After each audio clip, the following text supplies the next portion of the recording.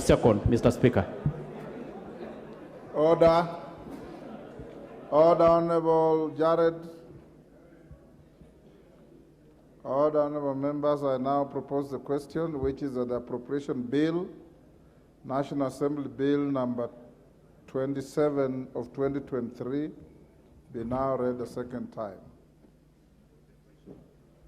Honorable Mbadi, give you 3 minutes. Thank you, Mr. Speaker. Mr. Speaker, unfortunately, I was not present when Committee of Ways and Means were deliberating on various vote heads. But, Mr. Speaker, allow me, in the shortest time that you have allocated me, to highlight just a few things. Mr. Speaker, I'm worried about this budget. So worried, because, Mr. Speaker, when President Ruto took power, he said that he was going to reduce the budget of 2022-2023 by 300 billion shillings. That did not happen, and instead, what we are seeing today is an increase in the budget from the 2022-2023 budget to 2023-2024, an increase of 544 billion shillings, Mr. Speaker.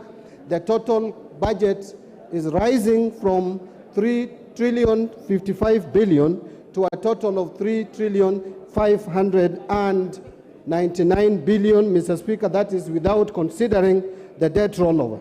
Mr. Speaker, if you look at this budget, and it is broken down into total executive expenditure, parliament, judiciary, and other CFS, the financing of this budget is going to be a challenge, Mr. Speaker, because this country is deluding itself that we can raise ordinary revenue from 1,917 billion in the current financial year to 2,571 billion in the next financial year.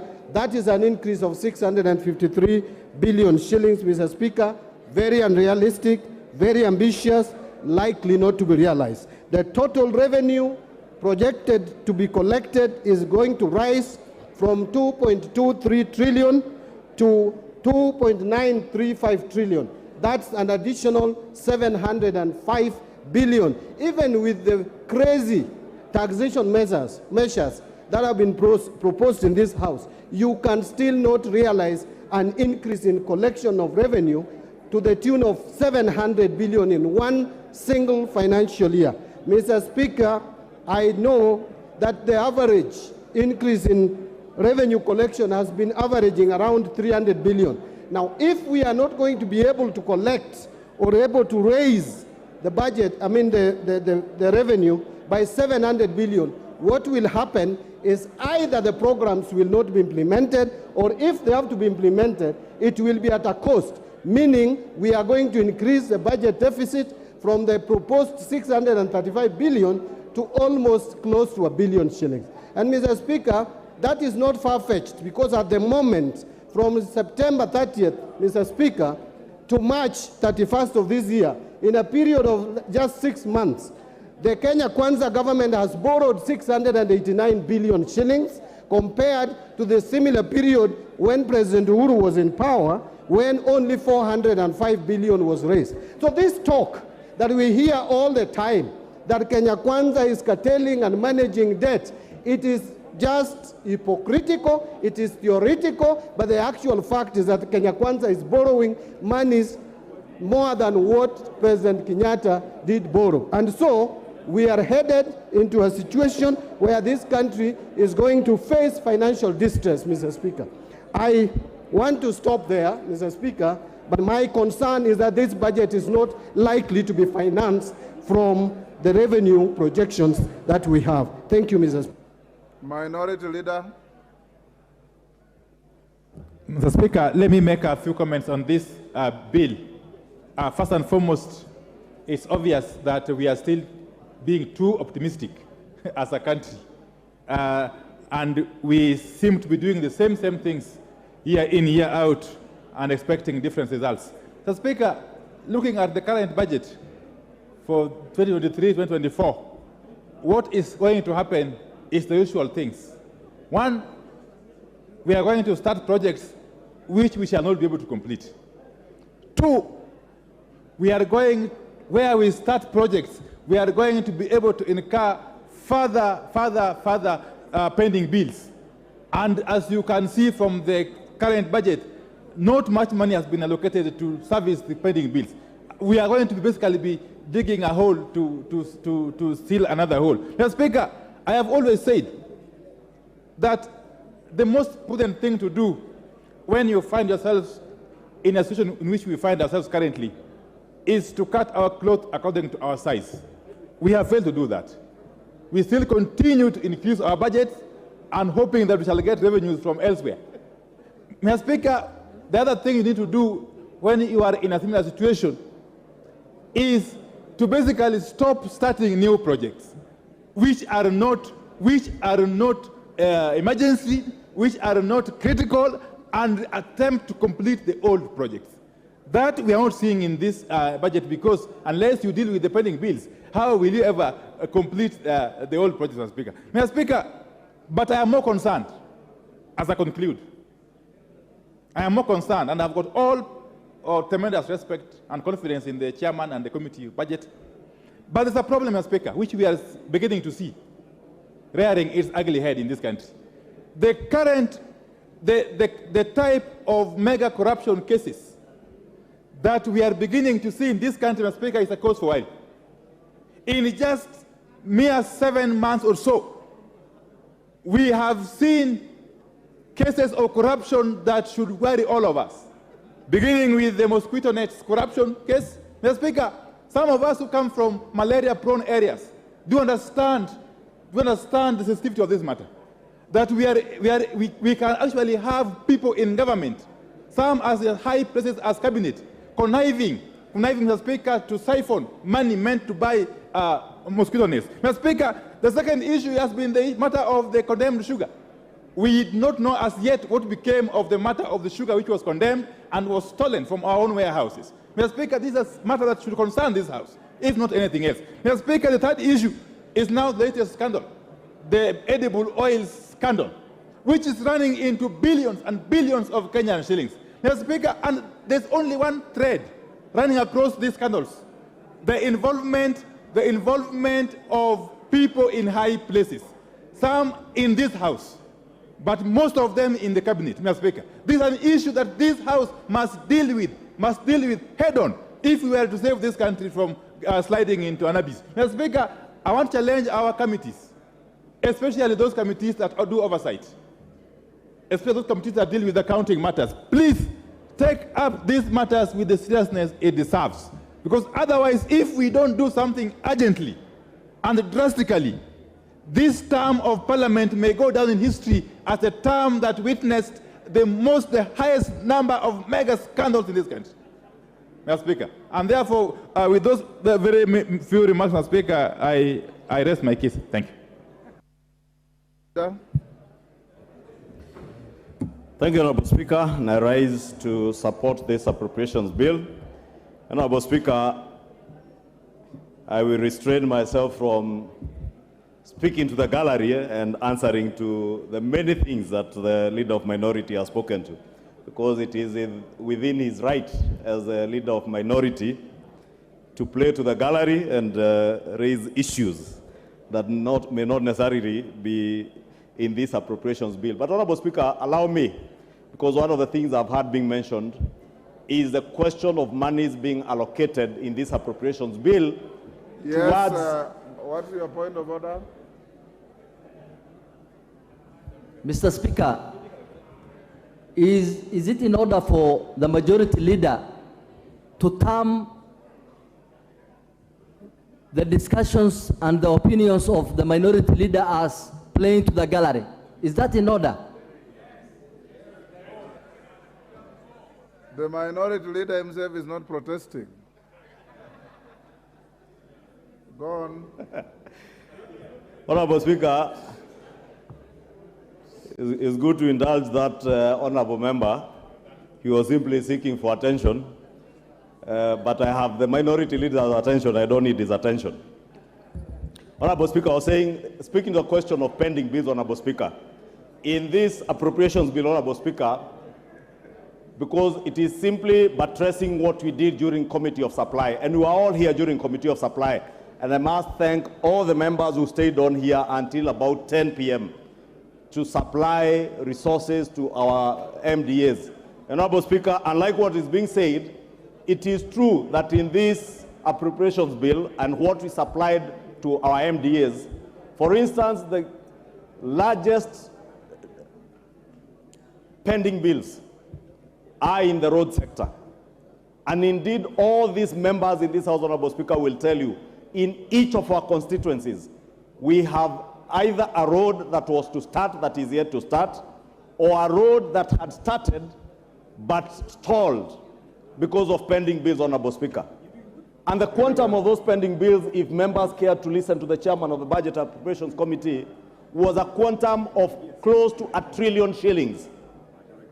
That means half of the resources we will generate in terms of ordinary revenue could only go towards settlement of pending bills in the road sector, Honorable Speaker. But amidst all the constraints that we have with our resources, Honorable Speaker, the Budget and Appropriations Committee, and indeed the House last week in supplied a quantum of 250 billion shillings to the road sector to help start dealing with the question of pending bills in the road sector. And indeed, Honorable Speaker, you will see with time, as at when exchequer releases begin, hopefully after the month of July, Honorable Speaker, if we agree with the chair of the Finance Committee and finish with the finance bill third reading today or in the course of the day tomorrow, Honorable Speaker, and we're able to generate adequate revenues to be able to unlock the question that the Leader of Minority rightly says, that we have a huge problem of pending bills. That 250 billion shillings to the road sector is not enough. Even after rationalizing all those roads projects that have been committed to, the figure came to about 730 billion. Therefore, it tells you, even if we were to allocate resources, not to deal with new projects, and I just want to inform the House and the Leader of Minority, that we are not dealing with new road projects, we are dealing with those already committed road projects. And it would take ordinarily, either we commit the entire of our development expenditure to the road sector without having to deal with anything else, or we do what the Budget and Appropriations Committee recommended, that we allocate 250 billion shillings this year. If we perform better in terms of revenue allocation, next year we can do another 300 to 400 billion shillings. And with time, by the third year of this administration, we should be able to have cleared all those pending bills and contracts that have already been committed to, and be able to begin to embark on new projects. Therefore, allow me to just inform the Leader of Minority that indeed there are no new road projects. We are committed to completing those that were committed contractually before the last regime. If you look at the education sector, Honorable Speaker, and members will remember when we begin this session in January, our children had just opened school, and there was a crisis on CBC, the junior secondary schools, capitation of junior secondary schools, capitation of those in CBC classes, Honorable Speaker, was a big problem. But in this appropriations bill, we are appropriating a whopping 630-something billion shillings going to the education sector to ensure that CBC is not just something we are talking about, but something that we are actualizing and committing resources to. And it's not just the junior secondary school, even capitation of our day secondary schools and our boarding schools, to ensure even our free primary education sector that resources are going to our schools, Honorable Speaker. Honorable Speaker, there is also money that has been appropriated to the social services sector. And you have seen in the press recently, Honorable Speaker, as much as our media houses have a quarrel to pick with us, and therefore they will go to great lengths to demonize what is not being done or what is supposed to be done, and they will eloquently carry out investigative series on how many octogenarians have not received their cash transfer schemes, but I never see them cover when they are receiving this money. But I want to tell them today, we are appropriating adequate resources to ensure that our elderly and vulnerable in society, Honorable Speaker, are able to access their money their cash transfer, including orphans and PWDs in our communities that access money from government. We have allocated inadequate resources within the social services sector, Honorable Speaker, to ensure that all these people are able to access their money. Majority Leader. Yes, Honorable Jared. I know what Jared wants to say. Mr. Speaker, this new emerging character of disparaging the media that does nothing but to shine bright light in the dark corners of government, I think should stop, Honorable Speaker. What is We your point get of order? informed through the media, we get news through the media, and if somebody has a beef to pick with the media, they have professional bodies around the media houses. What is Honorable the point Speaker. of order, Jared? My point of order is to ask the majority leader, together with his surrogates, to stop disparaging the media, Honorable Speaker. The media plays an important role to this country and to the world at large, Honorable Speaker, and I thank you. Ichung'wa, endelea. Honorable Speaker, allow me to ignore what only warrants to be ignored. Honorable Speaker, in this appropriations bill, in conclusion, Honorable Speaker, we have allocated immense resources to our own pet subject of CDF. And I know, Honorable Speaker, CDF is misconstrued out there to be money that belongs to these members of parliament. But CDF is money that belongs to our voters, the people who have sent us to this house, Honorable Speaker.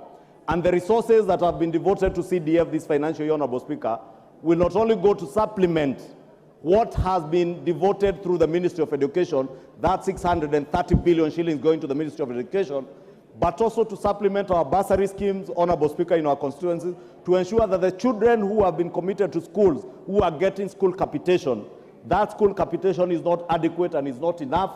Those children need school bursaries. Honorable Speaker, we are talking about digital hubs in our constituencies. I want to ask members of parliament, now that the government, and I am sure the ICT committee will be briefing members on this, is intent on establishing ICT innovation hubs in every ward in our constituencies, to at least in the next financial year, as we retreat for the short recess, which, Honorable Speaker, I know many of the members will retreat to do their proposals. As you engage with members of the public, it is good to inform members of the public that there are those innovation hubs in each of the wards, so that you also devote in your CDF proposals and budgets a bit of money for construction and equipping of those ICT hubs. Government has, through ICTA, the ICT authority, has adequate equipment in terms of the digital equipment, computers, and also ensuring that you have connectivity in those ICT hubs, so that we also help our children, our young men and women in our constituencies who have no jobs, to be trained under the Jitume program, to be able to access online jobs and be able to work from the ICT hubs, and also to work from home and access online jobs even outside the country, Honorable Speaker. Honorable Speaker, let me just conclude. I visited SOT Technical in Bomet County, and I don't know if the Member of Parliament is here for Bomet Central. And I was impressed, Honorable Speaker, with the kind of work where you find students, 21 to 24-year-olds, who are working online and earning their $20, $25 an hour, and they are working right from their own classroom in those ICT hubs. And therefore, even with the establishment of all our TVETs in the constituencies that have TVETs, those who are yet to start TVETs in their constituency, I also want to encourage you. And I have seen a number of members, I did here during contribution in the second reading of the budget and appropriations report, a number of members pointing out that they have no TVETs in their constituencies. Please, in your CDF allocations this year, allocate money, the 10 million shillings that is required from CDF, NGCDF, so that you get the counterpart funding from the Ministry of Education for those TVETs, and establish these ICT hubs, because they will go a long way into securing job opportunities for millions of our young people who are jobless, many who are well educated, many who are technically tech savvy, and would be able to access these online jobs, Honorable Speaker.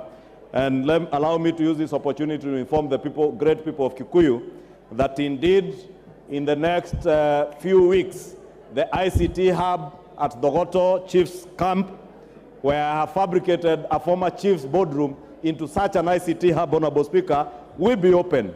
Kikuyu Town ICT hub will be open. Keno Village Polytechnic ICT hub will be open in the next few weeks, and so will be Nachu Technical TVET, Honorable Speaker. And the computers are already on the ground, Honorable Speaker. And as I encourage other members of Parliament to follow suit, because I want to lead by example, Honorable Speaker. That is why I'm speaking to these ICT hubs, because I appreciate that millions of our young people are jobless, and they can access jobs not just through the housing fund levy that we have set up to build houses, Honorable Speaker, that will create jobs. But we can also create jobs through online jobs where people will be able to work right from their homes. Honorable Speaker, with those very many remarks, allow me to support this appropriations bill and urge the House to support it. And hopefully, at the conclusion of this debate, as we get into the finance bill, we shall all rise to the occasion, because what we have appropriated in this appropriations bill is what we shall be financing in the finance bill. And I do hope even the myriad of amendments that I see on the order paper will be towards the goal of helping government realize higher revenues, so that we also don't get deeper into the pit of borrowing, Honorable Speaker. And with those many remarks, I beg to support. Honorable members, allow me to invite the mover to reply. Is that the mood of the House? Ndindi. Thank you very much, Honorable Speaker. And I wish to thank every participant of the entire process since we started. This process did not just start on the estimates.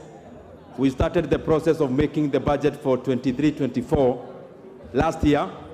We have held public participations. We have held sector working groups. And Honorable Speaker, every participant who has taken part, I really want to thank all of them.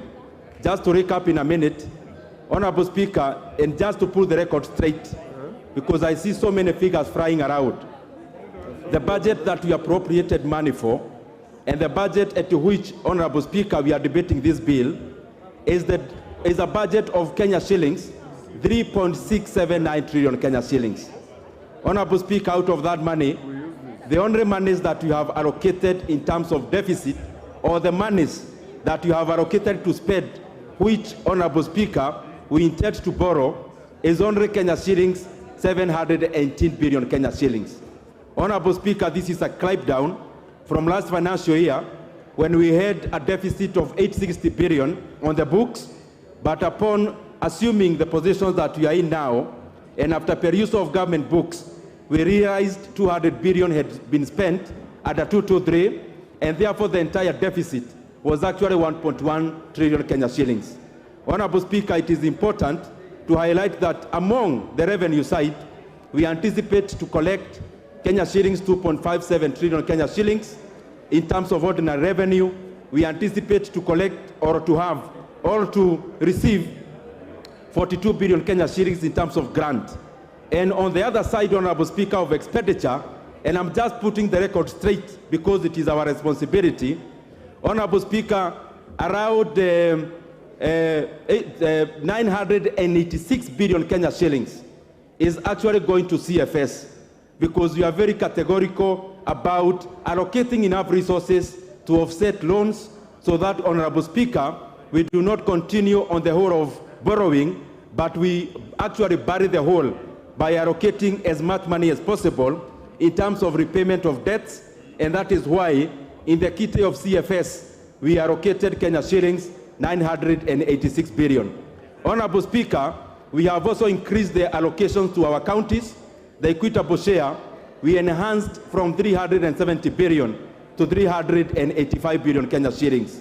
Honorable Speaker, I know there have been issues with the exchequer, but Honorable Speaker, this has been most because of the jittery markets we have, and especially across foreign markets, which we have not been able to realize the monies we had anticipated to borrow for the last financial year.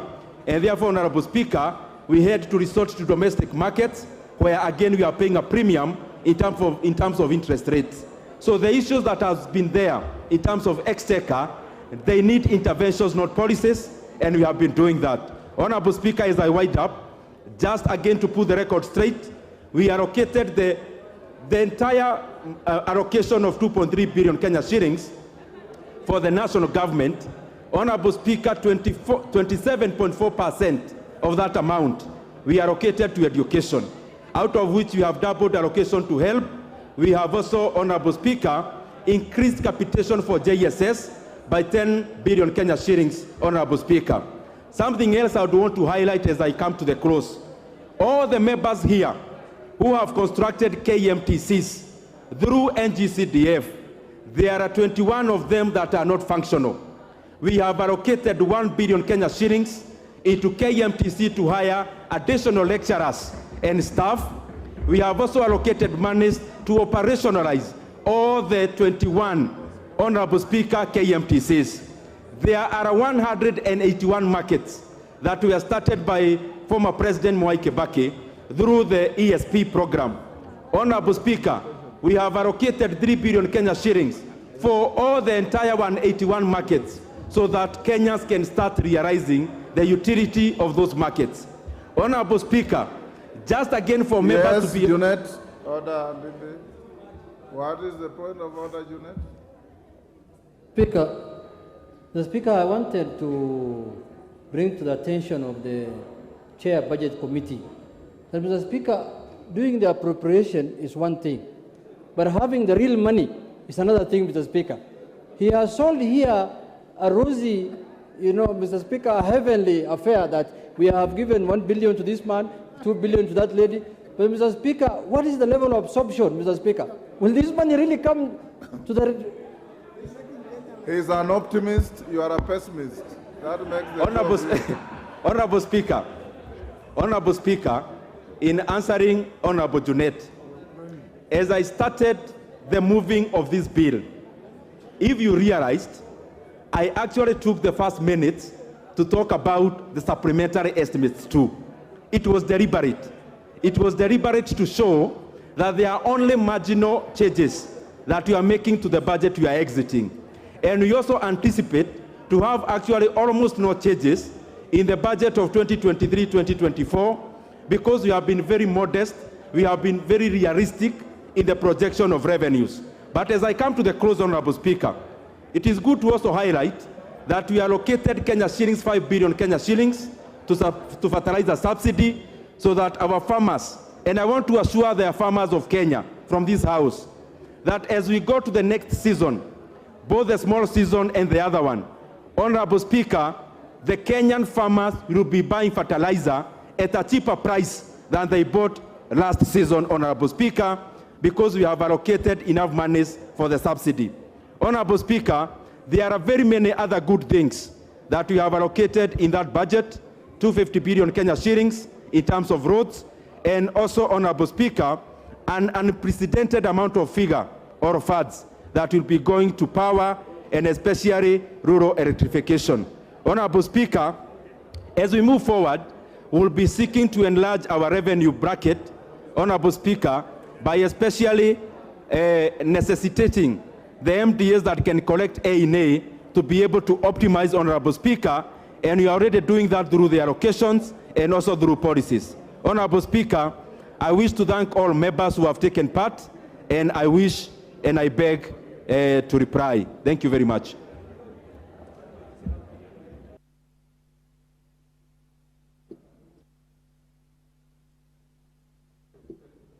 I now wish to put the question, which is the Appropriations Bill, National Assembly Bill number 27 of 2023, be now read the second time. As members of that opinion say aye. Aye. Those of the contrary opinion say nay. The ayes have it. A bill for an act of parliament to authorize the issuance of a sum of money out of the consolidated fund and its application towards the service of the year ending on the 30th June 2024, and to appropriate the sum and a sum voted on account by the National Assembly for certain public services and purposes. Next order. Yes, Honorable Mbadi. What is the issue? Thank you, Mr. Speaker. Mr. Speaker, I realized that the second order in the order paper is going to be the committee of the whole House on the finance bill. And We've not reached there yet. Just hold. Mr. Speaker, I was raising it because I know once you call for the committee of the whole House, the House is supposed to adjourn. But I wanted to raise this point over there so that I get your ruling on this matter, Mr. Speaker, so that when we move to the committee of the whole House, then the matters will have been dispensed with. Mr. Speaker, if you allow me. Right.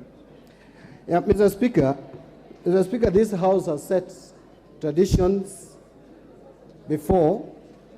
The Speaker has ruled that matters of constitutionality, matters of legality, and matters of procedure, Mr. Speaker, can be raised at any time in the course of debating a bill.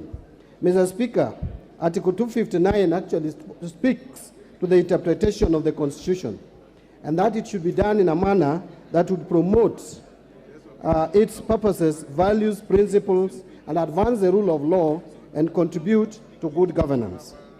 Mr. Speaker, our standing order is actually a creation, or standing orders are a creation of our Constitution. Order, Honorable Mbadi. Order. Take your seat. The matter you are raising was actually raised by the distinguished member for Arieda on Thursday. I promised to give a response to it, and I have a ruling I want to deliver on it. So you're actually flogging a dead horse. It is a matter that is already on Hansard, and the Honorable Otiende Amolo prosecuted it very well. I can see you just headed the same direction, so I will stop you there and allow me to move on to give my response to what Honorable Otiende Amolo raised. Order, honorable members. First, bring to your attention, honorable members, to the availability of a supplementary order paper that should be circulated. The reason I'm told, because we have members' amendments to the finance bill, some that were received late, out of time, but were accommodated, because they wanted to accommodate as many of you as we can. So you can look at the supplementary order paper, and from here we'll proceed on the basis of that. I have got a ruling and a communication to make. Thereafter, the majority leader will move a procedural motion to extend your sitting time. And given the enormity and the interest in the matter of the finance bill, House Business Committee today directed that where possible, today you'll sit up to the end of the day. Tomorrow morning we'll put aside, pardon? It is out of order to speak to the chair when the chair is making a communication. We will then tomorrow morning, if we will not have finished with the finance bill, put aside your private member's business to deal with it. If you will not have finished by the afternoon, again, we'll have a procedural motion for you to sit up to the end of the day. The end of the day means midnight. That's when the day ends. And if you do not finish, then you have Thursday. The House Business Committee has directed that if there is need, a procedural motion will be moved for you to sit on Thursday morning up to 1 o'clock, and the afternoon, if possible, up to the end of the day. Should you not finish, then I'll give you further direction. Honorable members, you will recall that during the afternoon sitting of Thursday, 15th June 2023, Before the budget presentation by the Cabinet Secretary for the National Treasury, the Honorable Otienda Amolo, Senior Council MP, rose on a point of order and sought procedural guidance on adherence with the Standing Order 244C with regard to the introduction, consideration, and passage of the Finance Bill 2023 by the House.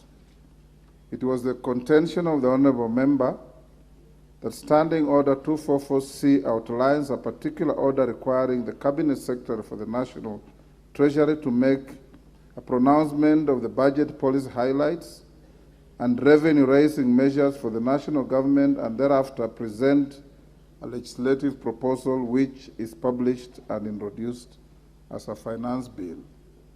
According to the member, a strict reading of Standing Order 244C would therefore indicate that the House had jumped the gun by concluding the second reading of the finance bill before the appearance of the Cabinet Secretary for the National Treasury. Members at the bar, take your seats. The nearest seat. The nearest seat.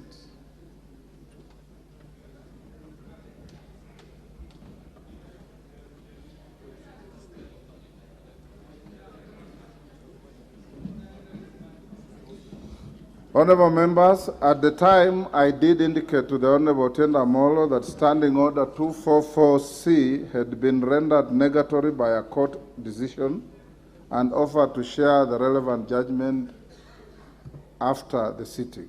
Honourable members, following the budget presentation by the Cabinet Secretary for the National Treasury and Economic Planning, I did receive inquiries and representations from several members of the House relating to the matter raised by the Honourable Member for Areda. Given the turn of events, I have decided to issue this particular guidance to the House. Honourable members, from the inquiries and representations received, I have isolated two issues in relation to the consideration of the finance bill that require clarification. These are: one, the effect of the court judgment alluded to in my response to the Honourable Otienda Amolo to the manner of considering and passing of a finance bill, the procedure applicable to the consideration of a finance bill in light of the provisions of Section 39A and 40 of the Public Finance Management Act 2012 and Standing Order 244C, and the effect of the presentation of the budget statement on the consideration of the finance bill, of a finance bill. With regard to the first issue, the court judgment that I alluded to relates to a matter filed by the Honourable Senator Okiya Omtatah challenging the constitutionality of the Provisional Collection of Taxes and Duties Act. As per the practice obtaining in 2018, the Cabinet Secretary for the National Treasury would submit a finance bill after the passage of the budget estimates and on the same day that he or she made a budget speech in Parliament. Pursuant to the then Standing Order 245, the House was required to pass a finance bill within 90 days of the passage of an appropriation bill. In the interim, the House would consider and pass a motion operationalizing all the revenue-raising measures proposed in a finance bill for the period between its publication and its passage in line with the provisions, in line with the Provisional Collection of Taxes and Duties Act 1959. A point of order raised by the member for Waraka, the Honourable Tom Joseph Kajwang, MP, during the afternoon sitting of the House on 5th July 2018 may have precipitated the matter filed by the Honourable Senator Omtatah. At the time, the Honourable Kajwang queried the propriety of operationalizing all the revenue-raising measures proposed in a finance bill in line with the Provisional Collection of Taxes and Duties Act 1959, in light of the provisions of the Constitution and the Public Finance Management Act 2012. The Hansard records that several current members of the House ventilated on the point raised by the Honourable Kajwang then, including the Majority Leader, the Honourable Kimani Ichung'wah, MGH MP, the Honourable John Mbadi, and the Honourable Makali Mulu, MP.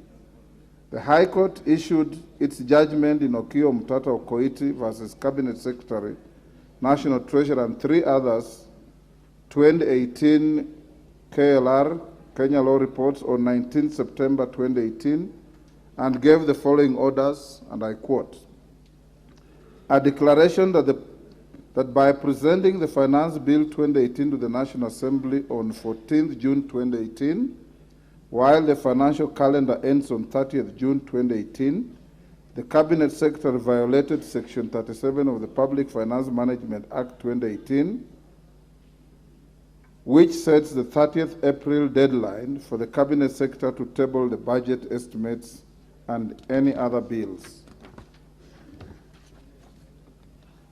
Any other bills required to implement the national government budget for approval by the National Assembly. Order, Honorable Women Rep Kisi and your colleague. You are distracting the chair from delivering the ruling. A declaration that the Provisional Collection of Taxes and Duties Act number 44 of 1959, Chapter 415 of the Laws of Kenya is unconstitutional and therefore invalid, null, and void. A declaration that the Finance Bill 2018 or any parts or provisions thereof, including on taxation, cannot be implemented before the bill becomes the Finance Act and it goes through the parliamentary legislative process laid out in the Constitution for approval and adoption by Parliament and assent by the President. Arising from these orders of the Court and ostensibly informed by the debate that ensued on the point raised on the propriety of approving provisional collection of taxes and duties, the House subsequently amended the Public Finance Management Act in July 2019 through Statute Law Miscellaneous Amendment Act 2019 to introduce Section 39A in the Act. The section requires the Cabinet Secretary to submit the Finance Bill before 30th April every year and that it be passed before the end of the financial year on 30th June. The section clarified the manner in which a Finance Bill ought to be introduced, considered and passed by the House. It provides as follows, and I quote: the Cabinet Secretary shall submit to the National Assembly on or before 30th April the Finance Bill setting out the revenue-raising measures for the national government. 2. Following submission of the Finance Bill by the Cabinet Secretary, the relevant committee of the National Assembly shall introduce the bill in the National Assembly. 3. The National Assembly shall consider and pass the Finance Bill with or without amendments in time for it to be presented for assent by 30th June each year. Any recommendations made by the relevant committee of the National Assembly or resolution passed by the National Assembly on revenue matters shall: A, ensure that the total amount of revenue raised is consistent with the approved fiscal framework. B, take into account the principles of equity, certainty, and ease of collection. C, consider the impact of the proposed changes on the composition of the tax revenue with reference to direct and indirect taxes. D, consider domestic, regional, and international tax trends.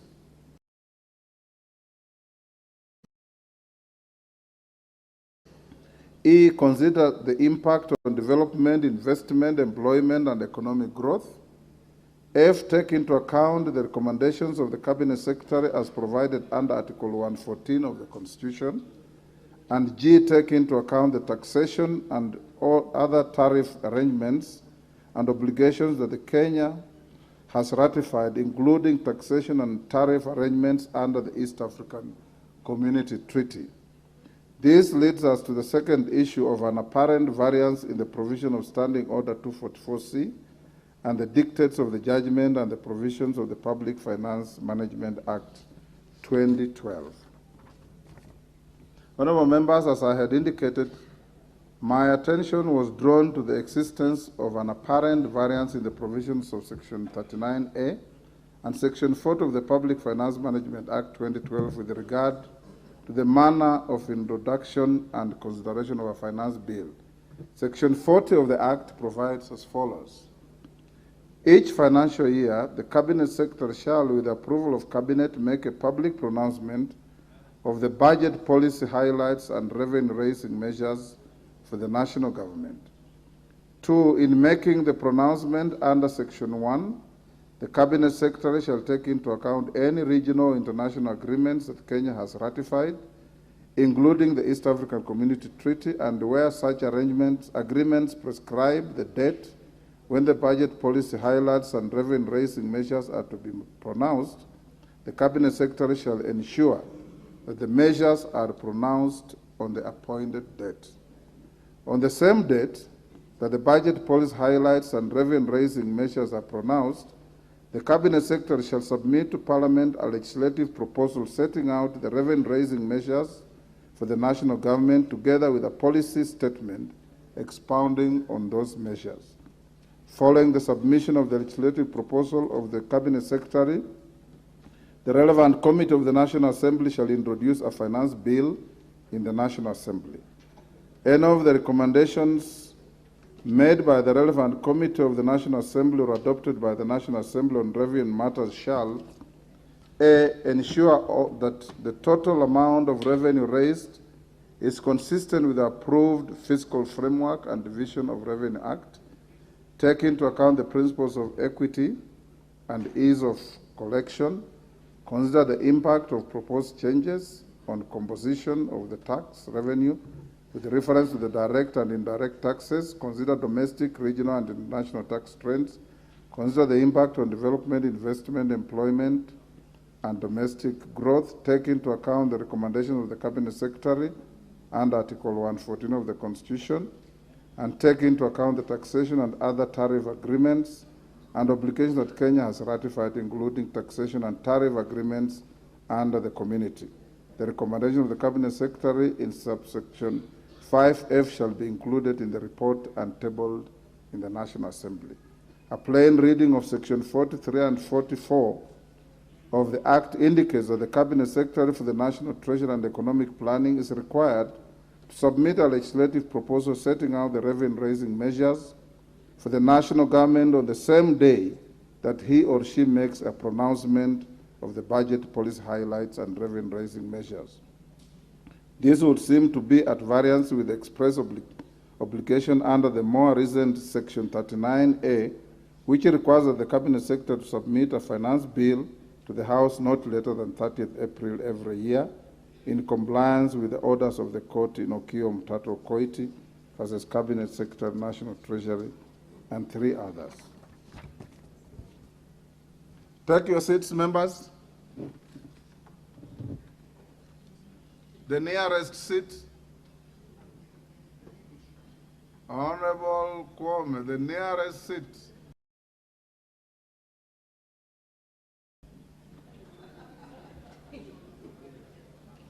Well done. That is the nearest you can find.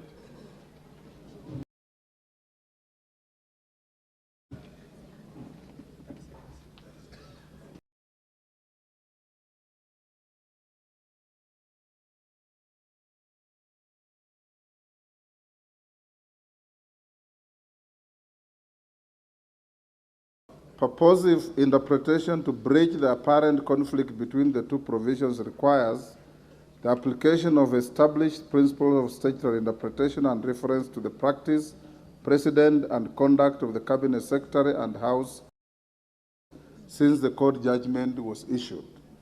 Honorable members, it's a canon of statutory interpretation that when faced with conflicting provisions, preference must be given to a specific provision as opposed to a general provision.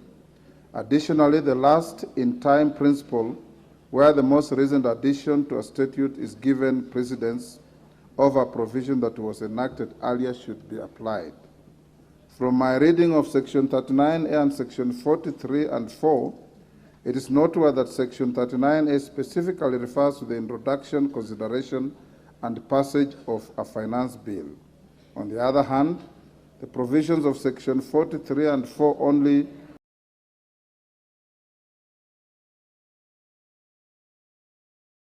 generally refer to a legislative proposal. Additionally, Section 39A is the most recent addition to the Act and represents the most specific and current position of the House on the manner of consideration of a finance bill.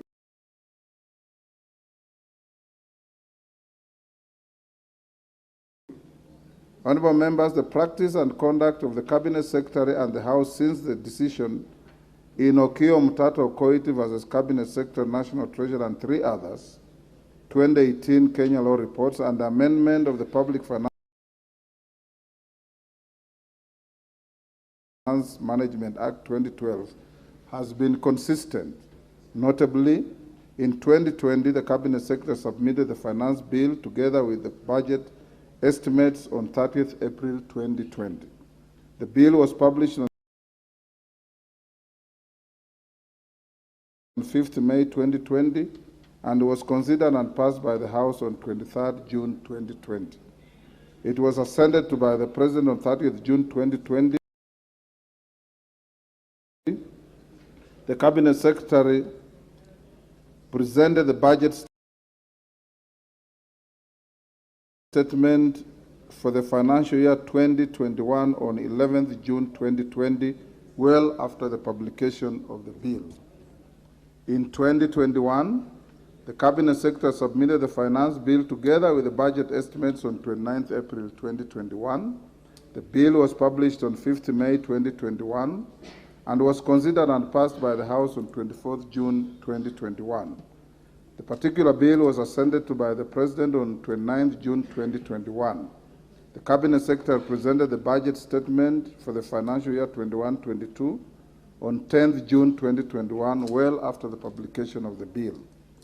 In 2022, on account of the general elections scheduled for August 2022, the Cabinet Secretary submitted the Finance Bill together with the budget estimates on 7th April 2022. This was on the same date that he presented the budget statement in the House. The bill was published on 8th April 2022 and was considered and passed by the House on 7th June 2022.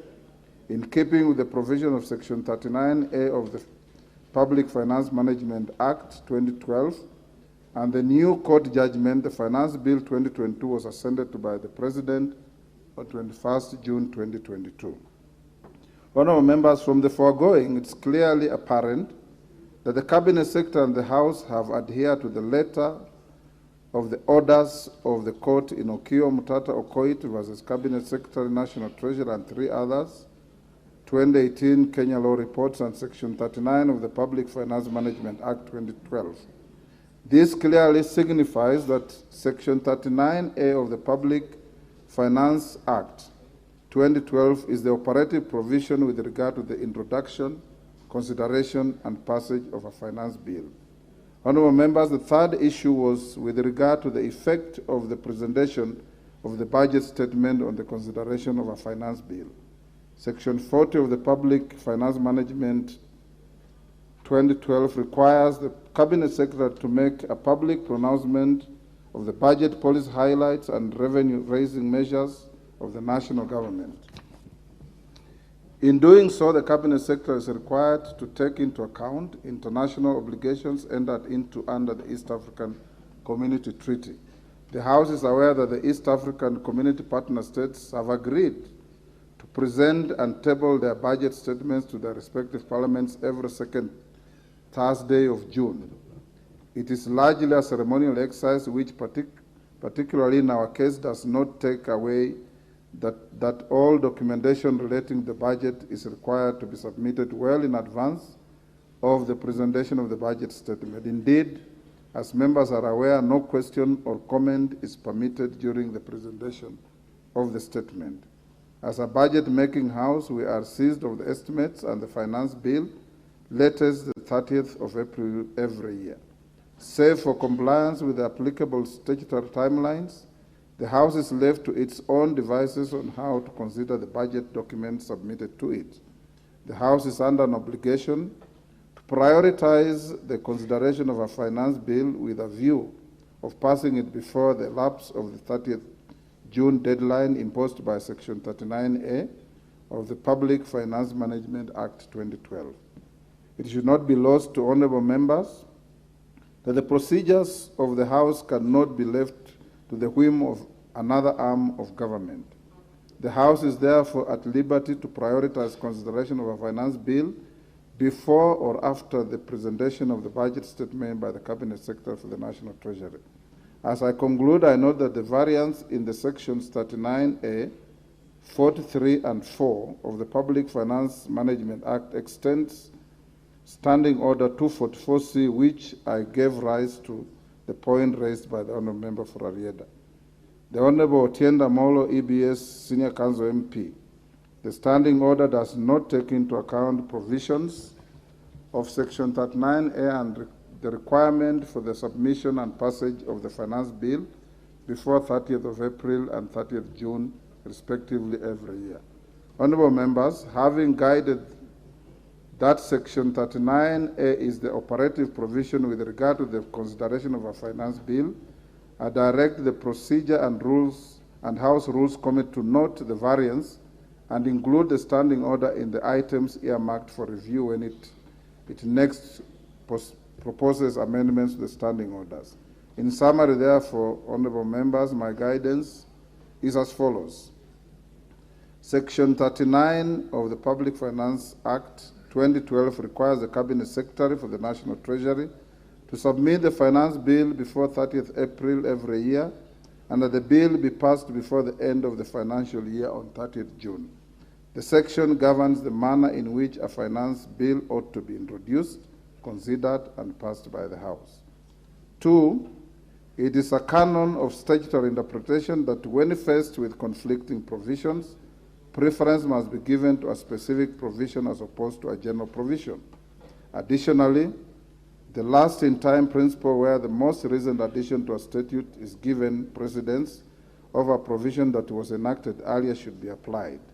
Section 39A of the Public Finance Management Act 2012 specifically refers to the introduction, consideration, and passage of a finance bill and represents the most specific and current position of the House on the manner of consideration of a finance bill. That the Cabinet Secretary and the House have consistently adhered to the orders of the court in Omkio Mtata or Koiti versus Cabinet Secretary, National Treasurer, and 3 others, 2018 Kenya Law Reports, and Section 39A of the Public Finance Management Act 2012. This clearly signifies that Section 39A of the Public Finance Act 2012 is the operative provision with regard to the introduction, consideration, and passage of a finance bill. That the House is under an obligation to prioritize the consideration of a finance bill with a view of passing it before the lapse of the June 30th deadline imposed by Section 39A of the Public Finance Management Act 2012. The House is therefore at liberty to prioritize consideration of the finance bill before or after the presentation of a budget statement by the Cabinet Secretary for National Treasury. That the Procedure and House Rules Committee notes the variance between Standing Order 244 and Section 39 of the Public Finance Management Act and include the standing order in the items earmarked for review when it next proposes amendments to the standing orders. The House is guided accordingly. And allow me to thank the Honourable Otienda Molo for raising the issue so that we can give clarity on the matter going to the future. Thank you.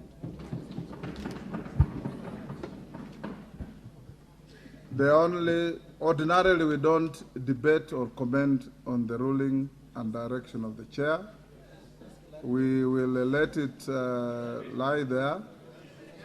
Honourable Otienda Molo, let the chips lie where they fell.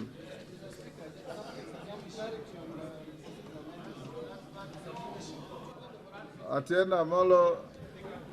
Thank you. Mr. Speaker, I actually just wanted to thank you.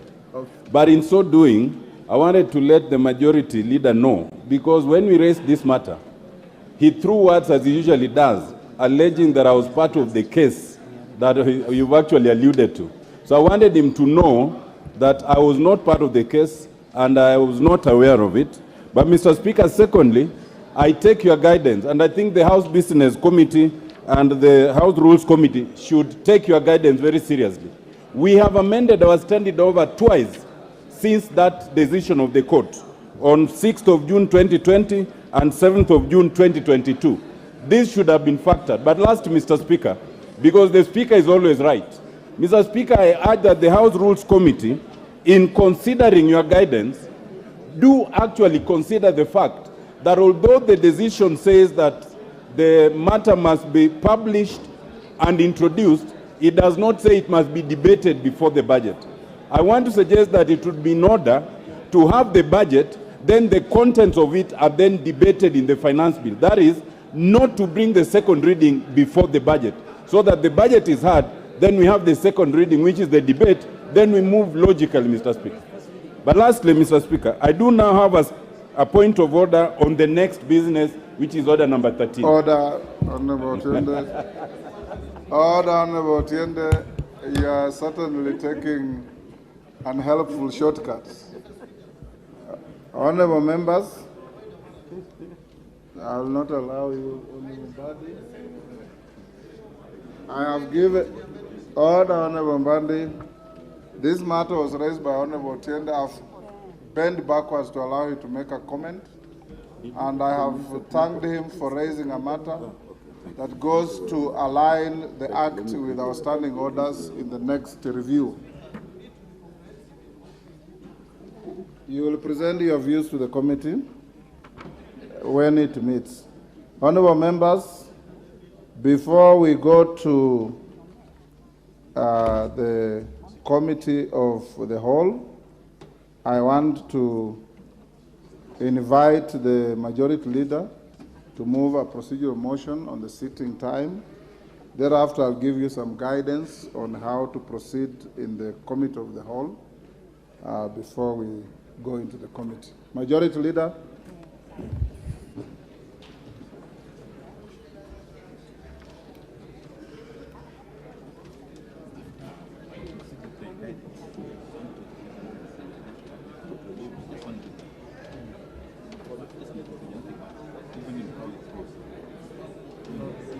Procedural motion, extension of sitting time. Thank you, Honorable Speaker. Honorable Speaker, with your indulgence, because when you gave the Honorable Tiende Amolo the right of reply, he did mention my name. Just to clarify to him that whatever I said, because it was not on record, was not in bad faith. Because I hear you severally refer to the Honorable Tiende Amolo as senior counsel, and I expected the senior counsel he would be privy to matters that are in the courts, and therefore ordinarily senior counsel will know what issues are in the court, especially in court weighty matters like that issue of the Omtata case, petition 253 of 2018.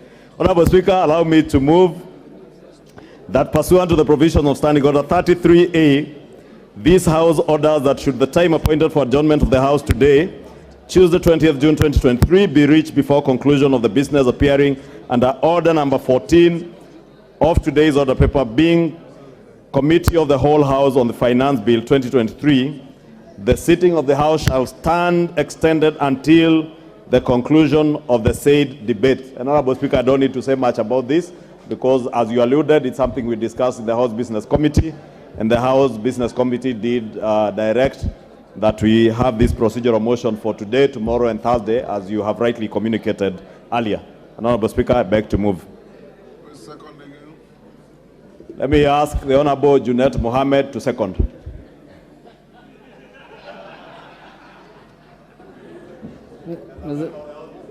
Mr. Speaker, I stand to second, but seconding Mr. Speaker, as you said, or as you directed in the House Business, we discussed in the House Business Committee that there is a lot of business before us. But Mr. Speaker, Kenyans must know that members of parliament are working. There are no other people in this country who sit up to midnight to do work other than members of parliament, Mr. Speaker. Mr. Speaker, many times members of parliament are bashed outside there that, oh, they earn for nothing, they earn a lot of allowances, they earn this and that. These are the only people, Mr. Speaker, who sit up to midnight to do the business for this country, Mr. Speaker. And when we are sitting up to midnight, there is no allowance. We are doing it for free, Mr. Speaker, because we want to serve our country. So, Mr. Speaker, I want to beseech members to stay. There is a lot of food, I'm told, at the cafeteria. You can eat, you can drink a lot of water, and then those who have other business after house, they can suspend it for today until another day, so that we can conclude these financial businesses of the country properly, Mr. Speaker. so that Kenyans can have money in their pockets, if at all it will be. But myself, I doubt. But thank you very much, Mr. Speaker. Thank you, Honorable Junet. Honorable members, I propose the question, which is that, pursuant to the provision of Standing Order 33A, this House orders that should the time appointed... And now put the question. You can respond without drama. That pursuant to the provision of Standing Order 33A, this House orders that should the time appointed for adjournment of the House today, Tuesday, 20th June 2023, be reached before conclusion of the business appearing under Order number 14 of today's order paper, being Committee of the whole House on the Finance Bill 2023, the sitting of the House shall stand extended until the conclusion of the said business. As members of that opinion say aye. Aye. Will those of the contrary opinion say nay? Nay. The ayes have it. Honorable members, before we get to the committee, allow me to give some guidance on consideration of proposed amendments to the Finance Bill, National Assembly Bill number 14 of 2023. Honorable members, this communication relates to the business appearing under Order 14 in today's supplementary order paper, Tuesday, 20th, 2023, being Committee of the whole House on the Finance Bill, National Assembly Bill number 14 of 2023. Before the House proceeds with the Committee of the whole House, I wish to provide guidance relating to the consideration of the proposed amendments at the Committee of the whole House. Honorable members, you may recall that on Thursday, 15th June 2023, after conclusion of second reading of the said bill, I did notify the House that members desirous of proposing amendments to the Finance Bill 2023 were at liberty to submit the amendments to the clerk in the manner provided for in the standing orders. Honorable members, Standing Order 133, procedure in Committee of the whole House on a bill provides as follows with respect to the submission of amendments on bills. No amendment shall be moved to any part of a bill by any member other than the member in charge of the bill, unless written notification of the amendment shall have been given to the clerk 24 hours before the commencement of the sitting, at which that part of the bill is to be considered in the committee. In this regard, honorable members, at the close of the timeline prescribed in Standing Order 133-2, the clerk had received several proposed amendments to the said bill, originating from the Departmental Committee on Finance and National Planning, other select committees, and individual members. Indeed, as you may have observed, the notices annexed to today's order paper contain several amendments that have been proposed to the said bill. For certainty, honorable members, other than the Departmental Committee on Finance and National Planning, the following chairpersons of committees and individual members have proposed amendments: the Chairperson Select Committee on Delegated Legislation, the Chairperson Departmental Committee on Blue Economy, Water and Irrigation, the Chairperson Departmental Committee on Transport and Infrastructure, the Honorable Samuel Atandi, MP, the Honorable Ditmas Barasa, MP, the Honorable John Waluke, MP, the Honorable Dr. Undo Ojambo, MP, the Honorable Lesuda Naisula, MP, the Honorable Mohammed Daud, MP, the Honorable Jared Okello, MP, the Honorable Caleb Amis, MP, the Honorable Dr. James Nyikal, MP, the Honorable Dr. Makali Mule, MP, the Honorable Anton Oluoch, MP, the Honorable Innocent Mugabe, MP, the Honorable Wanami Wamboka, MP, the Honorable Peter Kaluma, MP, the Honorable Majimbo Kalasinga, MP, the Honorable Robert Mbui, CBS, MP, the Honorable Caleb Mutiso, MP, and the Honorable Geoffrey Ruku, MP. Honorable members, as you may be aware, it is now an established practice under the Constitution that when considering any matter that has a financial implication on public funds, the House is bound by the provisions of Article 1142 of the Constitution. For clarity, Article 1142 of the Constitution provides, and I quote, "If in the opinion of the Speaker and of the National Assembly, a motion makes provision for a matter listed in the definition of a money bill, the Assembly may proceed only in accordance with the recommendation of the relevant committee after taking into account the views of the Cabinet Secretary responsible for finance. Honorable members, under Clause 3 of Article 114, a money bill includes matters that contain provisions dealing with inter alia taxation, the imposition of charges on a public fund, the appropriation, receipt, custody, investment or issue of public money, and the raising and guaranteeing of any loan or its repayment. In this regard, a finance bill being one that deals with taxation is clearly a money bill. Honorable members, therefore, consideration of the Finance Bill 2023 squarely falls within the confines of Article 114 of the Constitution and other provisions relating to processing of legislation in the House. The provisions of Article 114 of the Constitution are also anchored in Section 39A of the Public Finance Management Act 2012, which states in part, and I quote, Section 39A, submission, consideration, and passing of finance bill. Any recommendations made by the relevant committee of the National Assembly or resolution passed by the National Assembly on revenue matters shall consider the impact of the proposed changes on the composition of the tax revenue with reference to direct and indirect taxes, consider domestic, regional, and international tax trends, consider the impact on development, investment, employment, and economic growth, take into account the recommendations of the Cabinet Secretary as provided under Article 114 of the Constitution, and take into account the taxation and other tariff arrangements and obligations that Kenya has ratified, including taxation and tariff arrangements under the East African Community Treaty.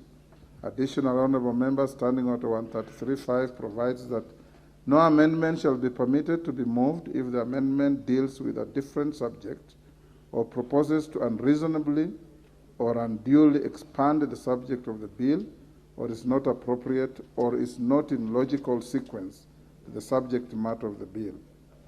In this regard, I have analyzed the amendments proposed to the Finance Bill 2023 and noted that some contain proposals touching on matters listed in the definition of a money bill, pursuant to the provisions of Article 114 of the Constitution. For the record, the amendments proposed by the Departmental Committee on Finance and National Planning are not part of those that I have isolated for guidance, as they were processed in the manner contemplated under Article 114 of the Constitution. Having applied my mind on various proposed amendments, I have determined that certain amendments are either similar to or they are fully accommodated by those proposed by the Departmental Committee on Finance and National Planning. In this regard, such amendments will be proceeded with in the Committee of the Whole House. On the other hand, honorable members, there are proposed amendments that, in my opinion, fall within the meaning of a money bill in terms of Article 114 of the Constitution. As you may have clearly noticed in the order paper, I directed the clerk to publish such amendments with a disclaimer subject to provisions of Article 114 of the Constitution placed under each of the affected amendments. As stated earlier, honorable members, whenever a motion or a proposed amendment is subjected to Article 114 of the Constitution, it is expected that such proposal may only be proceeded with if there is concurrence of the National Treasury through the Departmental Committee on Finance and National Planning. In the absence of the evidence that the affected amendments were processed in the manner contemplated in Article 114 of the Constitution, the Speaker is left with no option but to direct that the Committee of the House shall not consider any of the amendments or parts of amendments that have been published in the order paper with a disclaimer. Consequently, members should note that a member seeking to delete a clause need not have an amendment proposing the deletion of a clause. This is because a member is only required to raise and oppose a clause as published in the bill. This effectively enables any member to prosecute his or her opposition to a clause despite the requirements of Article 114 of the Constitution. Further, honorable members, I hasten to inform the House that all proposed amendments for which requirements of 114 of the Constitution do not apply are annexed in the order paper. Honorable members, a number of proposed amendments have since been received from 3 members, namely the Honorable Joshua Kandia MP, the Honorable George Sunguya MP, and the Honorable Basil Ngui MP, outside the time provided for in the standing orders. For clarity, Standing Order 1332 provides as follows. No amendment shall be moved to any part of a bill by any member other than the member in charge of the bill unless written notification of the amendment shall have been given to the clerk 24 hours before the commencement of the sitting at which that part of the bill is to be considered in committee. The House will therefore note that the proposed amendments are time-barred, those three. However, I note that some of the amendments have been incorporated in the amendments proposed by the Committee on Finance. Honourable members, I give this direction with full consciousness that the intention of Article 114 of the Constitution is not to curtail the legislative mandate of the House. The article merely seeks to ensure that inasmuch as this House reserves the power to determine revenue-raising measures, it does not commit the executive without taking cognizance of the fiscal policy and considerations of the national government. The House is accordingly guided. I thank you. Minority Leader.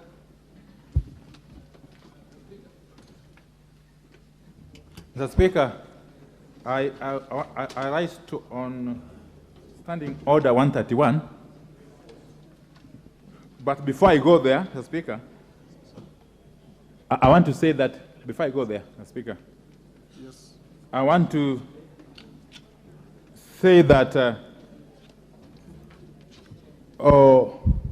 just as I mentioned earlier today in the House Business Committee, Mr. Speaker, our understanding of the provisions of Article 114, Sub-Article 2, is that the House does not require the concurrence of the Cabinet Secretary, but simply requires to take into consideration the views of the Cabinet Secretary, which views it can either accept or reject. Mr. Speaker, for that purpose, Mr. Speaker, I am of the view that we can still prosecute all the proposed amendments. Mr. Speaker, I want to go to the second issue, if you may listen, if you may give me attention. Yes. If members could give me attention. Order, honourable members. You will listen to the Minority Leader in silence. Mr. Speaker, Standing Order 131, and I want to read it for the avoidance of doubt. And as I do so, Mr. Speaker, this notion that we are in a hurry should also be dispensed with, because I don't think we are in a hurry. We have all the time to deal with the issues. Yes. Yes, Mr. Speaker. No. Mr. Speaker, Standing Order 131.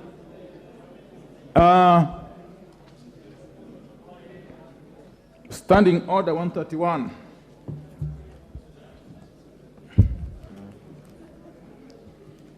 Provides that where a bill has been read a second time and before commencement of the Committee of the Whole, as we are about to do, Mr. Speaker, amendments have been proposed to it, which in the opinion of the Speaker require harmonization.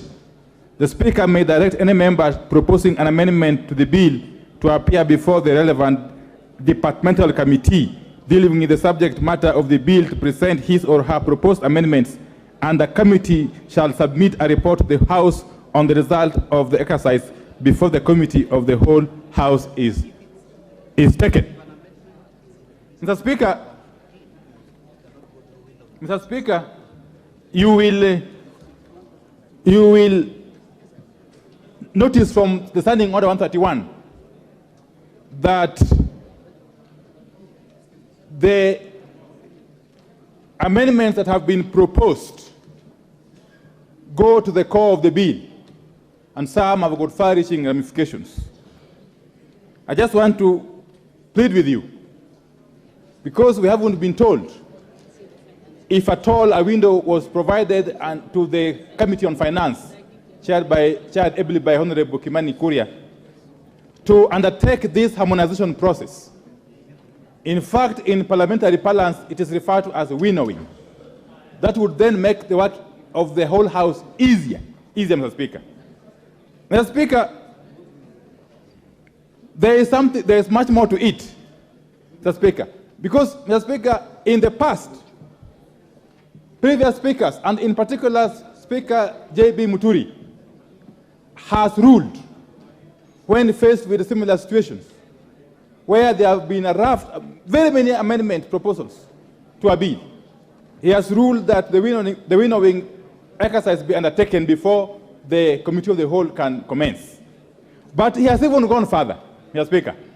If you go to Article 118 of the Constitution, Article 118 of the Constitution, Mr. Speaker, imposes a duty on this House, without reading it, imposes a duty on this House to undertake proper public participation on any bill before it can be dispensed with or before it can be processed. Mr. Speaker, the upshot of this, and again this is buttressed by Standing Order 127.3, which I will read. 127.3, Mr. Speaker, and I seek members' indulgence. 127.3, the department committee to which a bill is committed shall facilitate public participation on the bill through an appropriate mechanism, including B, holding public hearings, and many other things. Mr. Speaker,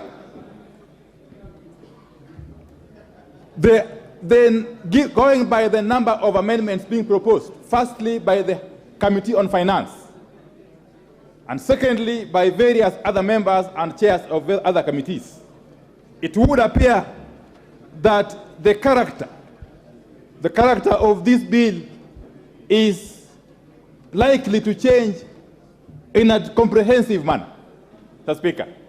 And we are likely to be transacting business on matters which the public have not been given an opportunity to make their contribution. In other words, on a matter on which the public has not participated, Mr. Speaker. Mr. Speaker, I want to just give two examples of bills which had not only been referred back to the Committee for Harmonization, which is winnowing, but actually were ordered to be republished by the Honorable Speaker J.B. Muturi. So, Speaker, one such bill is the gaming bill, Bill number 35 of 2019. The second bill is the Universities Amendment Bill of 2021. In those two instances, in respect of those two bills, Speaker Muturi, having assessed the enormity of the proposed amendments and the likelihood of them changing fundamentally the character of the original bill, and bearing in mind the requirements and the dictates of Article 118 of the Constitution on public participation, buttressed by Standing Order 127.3, did direct that the bills not only be harmonized, but actually be republished before the House could transact them. Mr. Speaker, in the same vein, I want to plead with you, because 30th of June is still too far away, Mr. Speaker. The House can find a mechanism of navigating through this process, but we cannot circumvent a very cardinal process, a very cardinal principle in the Constitution of Kenya 2010, which is public participation under Article 118, Mr. Speaker, by simply rushing through this process. Mr. Speaker, it is my submission that this bill requires not only a harmonization process, but actually requires to be republished, so that the public can be given adequate time and opportunity to participate. Mr. Speaker, I submit. Thank you. Majority Leader. Thank you, Honorable Speaker, and may I thank the Leader of Minority for raising those issues. However, Honorable Speaker, a number of the issues that have been touched on by the Leader of Minority are not accurate. Because, Honorable Speaker, I have been in this House for the last almost 11, 12 years with the Leader of Minority. We joined this House together. And he knows for a fact, because he has alluded to previous rulings by Speaker J.B. Muturi and precedents set by Speaker J.B. Muturi. The Leader of Minority knows for a fact there is not any single moment that Speaker Muturi, or indeed any other speaker in the history of this House, has allowed the process of winnowing alluded to understanding order 131 on money bills. That is a fact, and the leader of minority knows that is a fact. Winnowing has been done on other bills except money bills that are not subject to Article 114 of the Constitution, Honorable Speaker. Therefore, in view of that, Honorable Speaker, that's what I was saying, Honorable Speaker, it is not accurate what the leader of minority is saying. And indeed, if this was not a money bill, a winnowing process would help to enable the House to process the myriad of amendments that are similar in a faster way.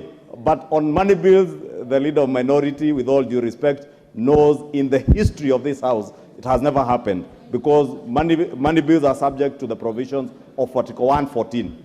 Two, Honorable Speaker, this is not the first finance bill we are processing as a House. Neither is it the last.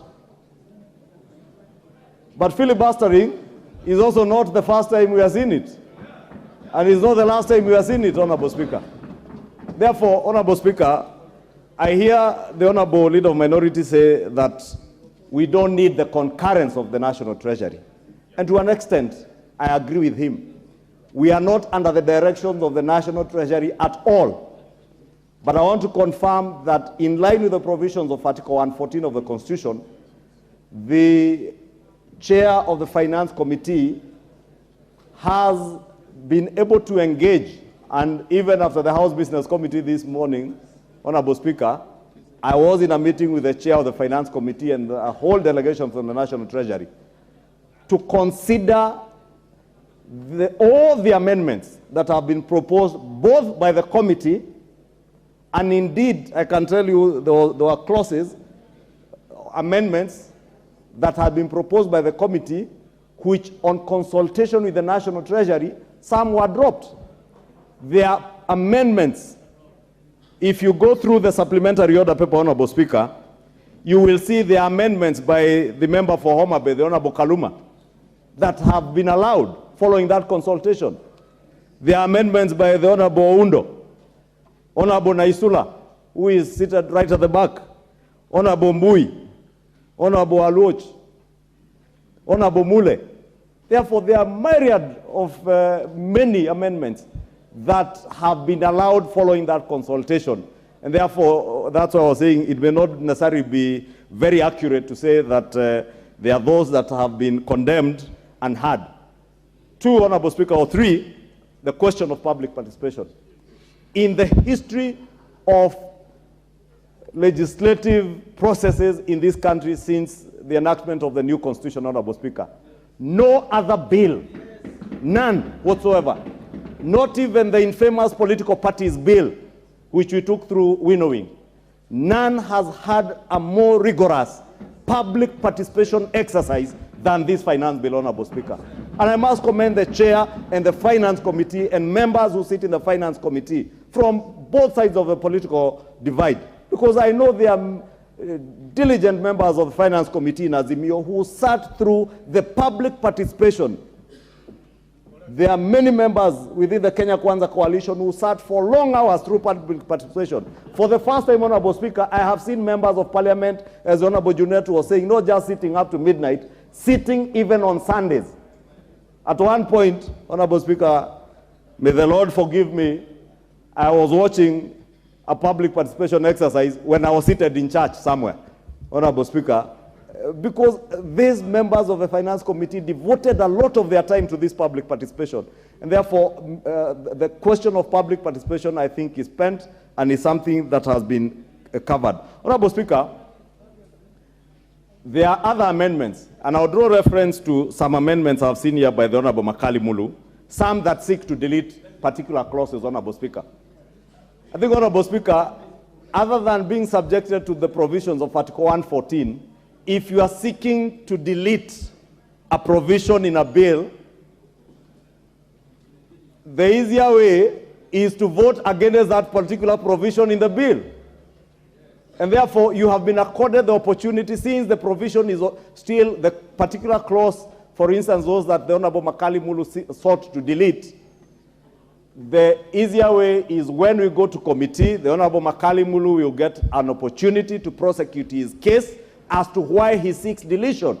and convince me and others that we should delete that particular clause. And if we agree with him, we vote in the negative and delete, basically defeat that particular provision, and it will not be there.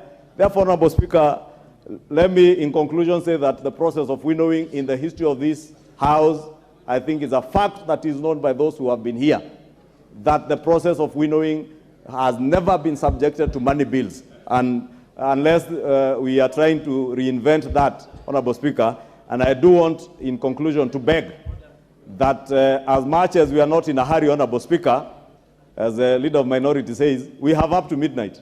We are in no hurry.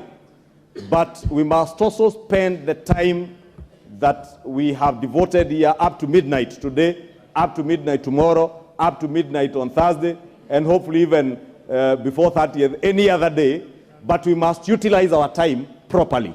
Let us not in any way utilize our time through filibustering and trying to spend time in not a very wise manner, Honorable Speaker. I beg to submit. Junet. Mr. Speaker, the cardinal responsibility of this House is to legislate, Mr. Speaker, in Article 95.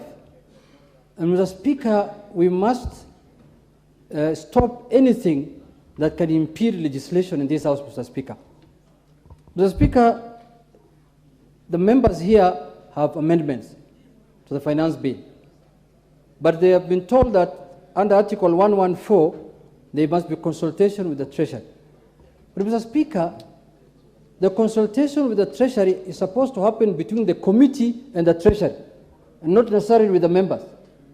And this impedes now members from doing their legislation work, Mr. Speaker.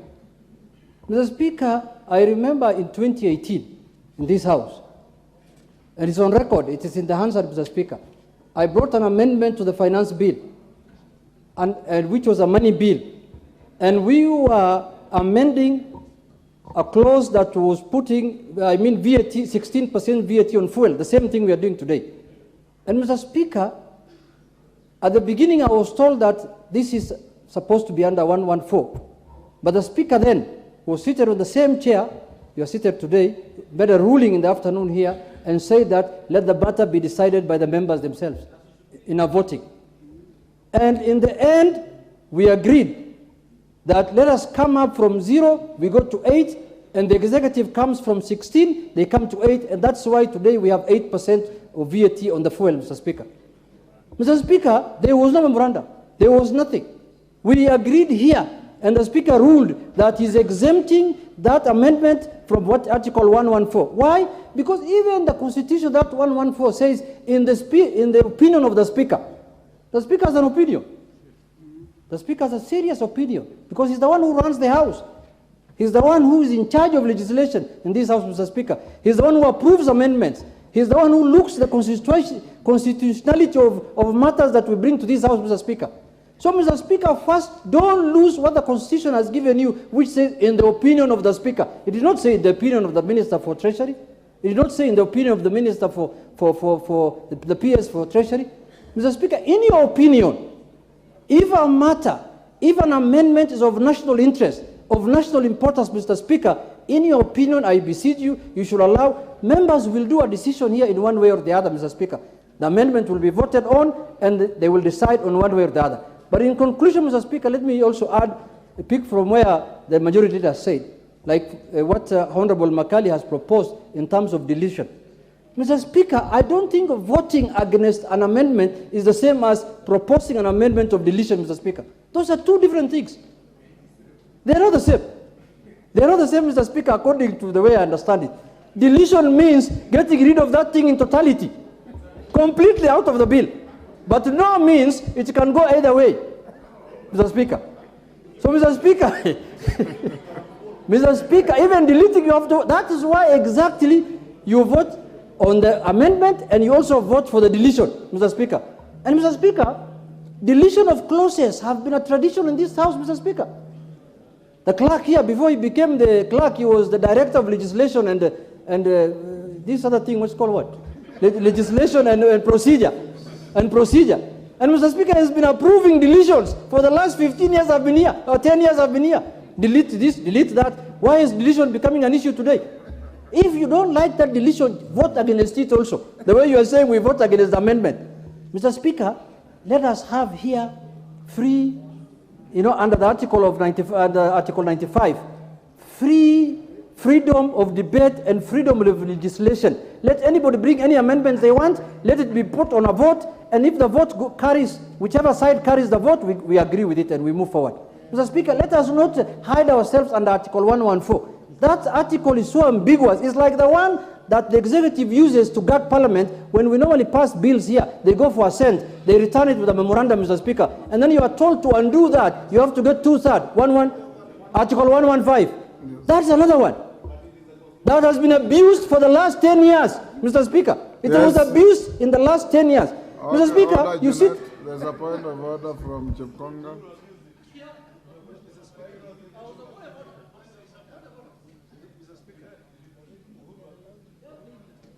Yes. Mr. Speaker, when Honorable Junet Mohammed repeats himself over, he doesn't need to convince anyone.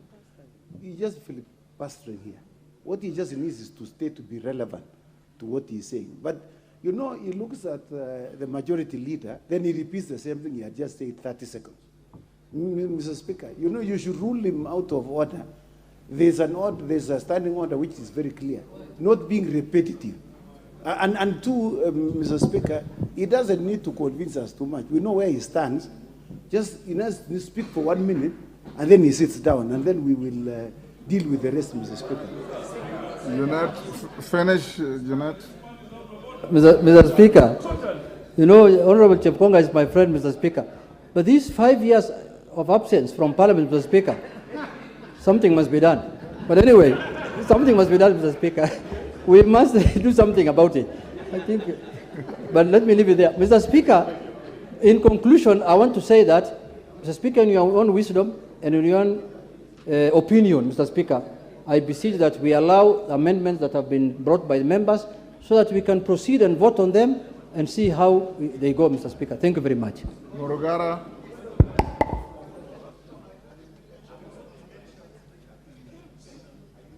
Just take your seat, I'll give you. Morogara. Thank you. Thank you very much, Mr. Speaker. Mr. Speaker, as we proceed, we must distinguish between money bills and ordinary bills. And there is clear distinction, even from our own constitution, as to what are money bills and what are ordinary bills. When it comes to standing orders on winnowing, it is very clear, and this is a house of record. We have precedents on where winnowing has been allowed, where harmonization has been allowed by the Speaker. We do not have any precedent in this House where winnowing has been called for and where this House, the Speaker has allowed for winnowing to take place. The reason being, money bills are actually special forms of bills which are contemplated during the budget-making process. This is where this House is appropriating money so that the government has revenue for its use. Even where you look at the Constitution, where it is stated in the opinion of the Speaker, it proceeds to say in sub-article 2 that that motion for a matter listed in the definition of a money bill, the Assembly may proceed as per recommendations of the Committee of the House after taking into account the views of the Cabinet Secretary responsible for finance. So surely, this is not far-fetched when we say we are to seek views of the Cabinet Secretary for finance. It's part of our law. Most important, it's important to say that in the last Parliament in which I sat, we did winnowing in the political parties' amendment laws, which was in order. We also did it in the security laws, which was in order, but we have never done it in a finance bill. And most important, again, I go to deletions. Deletions in a finance bill are equivalent to successfully opposing a section of that act. Once you oppose successfully, that section is deleted in entirety. This is why we are saying there is no point in having these deletions in the order paper. We simply take it to vote. It carries the day, the deletion succeeds. It fails, the section remains. Therefore, we believe we should be proceeding without these deletions, and most important, the winnowing bit is not relevant to what we have before the House today. Thank you, Mr. Speaker. Makali Mulu. Yeah, thank you. Thank you very much, Honorable Speaker. Honorable Speaker, I want to go on record that I've been a member of the Budget Committee since I joined this Parliament for the last 11 years. And one of the key responsibilities of the Parliamentary Budget Office is to determine whether bills are money bills or they don't need to come to the Budget Committee. Once bills are determined to be money bills, Honorable Speaker, the Budget Committee will have to sit and accord a member a chance to present this bill and justify why the bill is important to this country. And on the basis of that, then there will be consultation with the Treasury to determine whether the bill should proceed to the second reading or not. Now, Honorable Speaker, what we have done to this bill, this being a finance bill, automatically all amendments will be money bills. All amendments will relate to money bill because this is a finance bill. Honorable Speaker, if you look at the kind of amendments being proposed by members here, and they are very many, Honorable Speaker, I think what Junaid was saying makes a lot of sense. That we might need to be accorded an opportunity as honorable members who are proposing these amendments to be listened to, so that on the basis of that, then we make a decision whether I need to withdraw my amendment or not. In a situation where you are leading more than 10 honorable members and two departmental committees proposing amendments, and we just want to rubbish this kind of amendment by the fact that they relate to Article 114, I think we have been unfair to this House, as a House which makes laws. So, honorable members, for me, we still have up to 30 to pass this bill. I don't think we are late. If it was my opinion, I would have requested that the Speaker accords us an opportunity, maybe up to midnight, as he's saying. Now we can just break and this committee convenes. We go there up to midnight, we present our issues, and then we see our way forward. The other issue is, when I propose to delete a clause, we know this House, matters voting, we lose all our senses. People will just say yes, even when it should be no. Others will be saying no when it should be yes. And on those bases, the only room I have is to delete, so that I'll have an opportunity to prosecute my case, and I hope I will be convincing some on the basis of objectivity and not on the basis of what we have been told to do, honorable members. So, Honorable Speaker, I beg you, if it is possible, you accord these honorable members an opportunity to prosecute our amendments. Thank you, Honorable Speaker. Chair of the committee, I will bring this to a closure soon. Thank you, Honorable Speaker. I have an advantage of having been a member of the Committee of Finance and National Planning for the entire life of the 12th Parliament, and therefore I have seen the process of the finance bill for the last 5 years, and this is the 6th year where I've chaired. Honorable Speaker, on 2 occasions, I actually did not agree with the committee, and I wrote, and it was actually on the order paper, that I move amendment on the finance bill. And those 2 occasions, Honorable Speaker, there was no winnowing that happened for those particular finance bill for the 5 years that I served as a member of the Committee of Finance and National Planning. The Honorable Makani Mulu brings a very interesting debate about money bills and budget committee. So, and now that makes it even a little more complicated. Then, should therefore those amendments have been sent to the Committee of Budget and Appropriations and not then the Committee of Finance and National Planning? Lastly, Honorable Speaker, most of the amendments that honorable members were bringing, we actually did have a sitting with the committee, and we actually looked at them. And for some of those and most of those amendments were actually being carried in our amendments that you're proposing this particular afternoon, Honorable Speaker. And lastly, every clause, and I would like members to really understand this, that every clause in this particular bill has a financial implication. Last week, we did pass in the Committee of Supply, the appropriations of various categories. I did not see, Honorable Speaker, apart from the allocation for private universities, I did not see any amendment proposing to do a cut in any of the budget proposals that was passed by the Chair of the Budget and Appropriations Committee. Therefore, to expect, therefore, that the committee would accept particular clauses or amendment of particular clauses without consultation on the financial implication will be committing a budget suicide, if we call it that, Honorable Speaker, because we have a responsibility. And unfortunately, that responsibility is being carried by the Committee of Finance and National Planning to find resources for projects, for votes that this particular House has agreed on. So I really urge this House, when you come to debate on the revenue measures to finance the budget you members of Parliament have already passed, which I do not see any of the members of Parliament on the other side of this House amending any vote to reduce our expenditures, to come and now reduce how we are going to finance this. We have tried to achieve a deficit of only 718 billion. Therefore, any amendment without consultation on any clause is therefore going to affect our Chairman, debt and our... 114. I think, Honorable Speaker, I have made my point. Thank you very much. Honorable members, for us to make progress, having listened to the issues raised by the minority leader, the response of the majority leader, the Honorable Junet, the Honorable Makali Mulu, the Honorable Murugara, and the Honorable Kimani. First, the issue of Article 114 should be protected and be held as sacrosanct.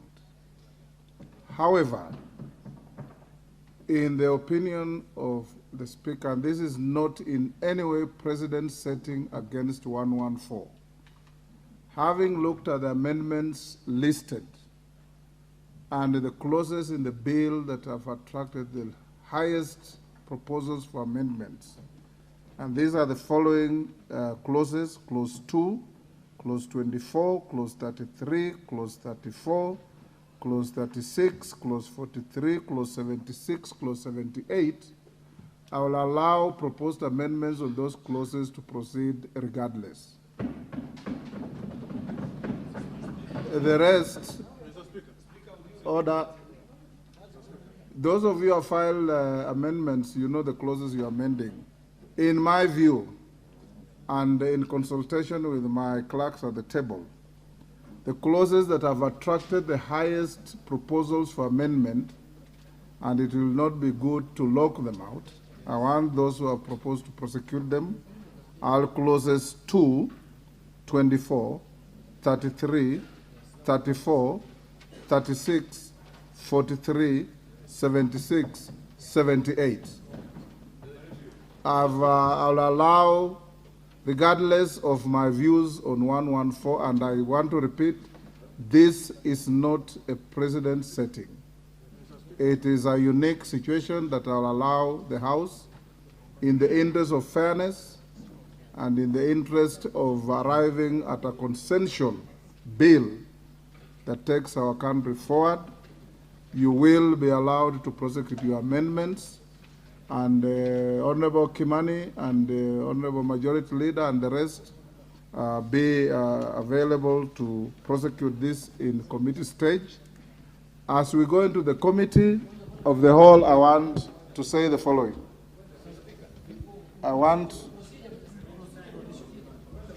Yes, Junet, what is it?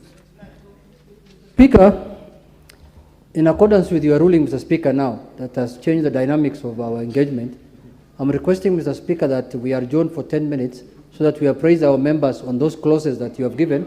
Then we sit down again, Mr. Speaker. Order. Yes, Ruku. Honorable Ruku. 10 minutes. Thank you, Mr. Speaker, sir. It is true, the Crowd 71, Mr. Speaker, sir, has ensured that this country has missed royalties from the year 2020 to now, from the year 2020 July to the moment. And if we are not going to... Are you speaking to my direction? Yes. If you are not going to allow this House, Mr. Speaker, to also look at the amendment... No, he has not mentioned Crowd 71. I beseech you, Mr. Speaker, to also allow Crowd 71 of the finance bill to be looked at, regardless whether it is a money bill or it's affecting Article 114 of the Constitution or not. Because if it does not get the amendment, Mr. Speaker, this country will continue losing royalties, and we are here seeking to see how we can finance the deficit of 719 billion as it has Honorable been... Ruku, you seem to have a mistaken belief that the amendment will go through. It will be put to a vote. Yes, please, Mr. Speaker, I beg you to allow we put that clause Take your seat. into the... You know, if I now Thank start you. deleting and including, we will not make progress. I've given you a reasoned direction, and I believe it's a sound direction. Let me now call the House. What is procedural, Bandi? And let it be procedural. Procedural. Mr. Speaker, I want to first of all thank you for your ruling and the indulgence on this matter of allowing members who had proposed amendments to be considered. But Mr. Speaker, as a matter of procedure, from the debate here, Mr. Speaker, it is clear that we need to do something about our standing orders and to make amendments. Mr. Speaker, I want to just suggest, because tomorrow we will have another speaker who may not indulge its members. We need to be clear that if this provision in the Constitution talks about Assembly may proceed only in accordance with the recommendation of the relevant committee of the Assembly, there should be a report from the committee on each and every proposed amendment so that members proposing amendments, Mr. Speaker, are not disadvantaged. It should not be left at the whim of the clerk or even the Speaker, Mr. Speaker. Mr. Speaker, by the way, you only have the authority, in your opinion, to determine whether it is a money bill. But as to whether the House should proceed, that is now supposed to come from the committee. And that should be in form of a report, Mr. Speaker. So what I expected, Mr. Speaker... Mbadi, yes. You are actually pursuing a defeatist argument. No, Mr. Speaker, I am just asking that we fine-tune our standing orders. You are so inviting me yes. to lock out everything. Because, Order Honorable Mbadi, you know you are talking to a speaker who is also a very senior lawyer in this country and who understands legal issues very clearly. There is the provision of Article 114 and the public participation bid. There is also your own standing orders that limits the time within which to file the amendments. So if you want to open that argument and we go back to the status quo ante, then we lock out everybody. I have exercised my discretion and magnanimity to members who have filed amendments in the largest number and said so that we do not lock out members unnecessarily and unreasonably, those clauses that have attracted the largest number of proposed amendments cannot be for nothing. Let them be dealt with in the committee of the whole. You will argue your case for amendment. The chair of the committee or any other member will respond. The chair of the committee of the whole will put the question and the matter will proceed. Number two, going forward, because I have told you already, honorable members, and directed that you'll sit up to the end of the day, today, tomorrow, Thursday. But it's also in your interest to prosecute the matter and finish it within reasonable time. So the manner of voting, I will direct the chair of the committee that where he or she finds it necessary to call for an electronic vote, to do so. Where it is necessary to go for a voice vote, I always call it a noise vote. If you want to have a noise vote, the chair will determine. Where you want to have an electronic vote, the chair will determine, so that you can make reasonable progress. So I now ask you to be upstanding. We go into the committee of the whole. Order number 14, Committee of the Whole House.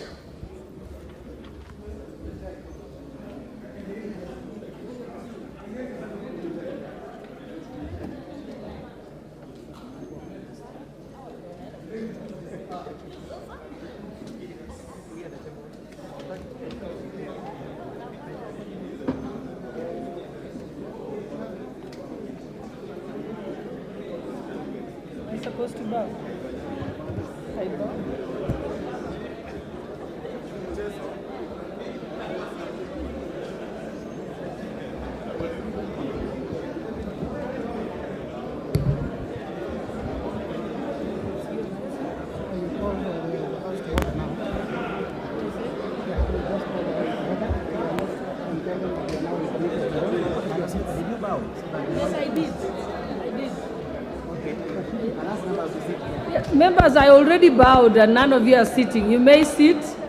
We now commence the committee of the whole House.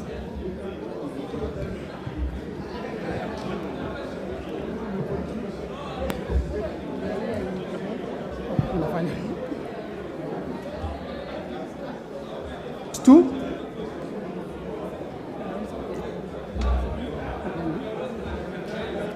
The Income Tax Act, Clause 2. Yes, amendments. We'll proceed with this.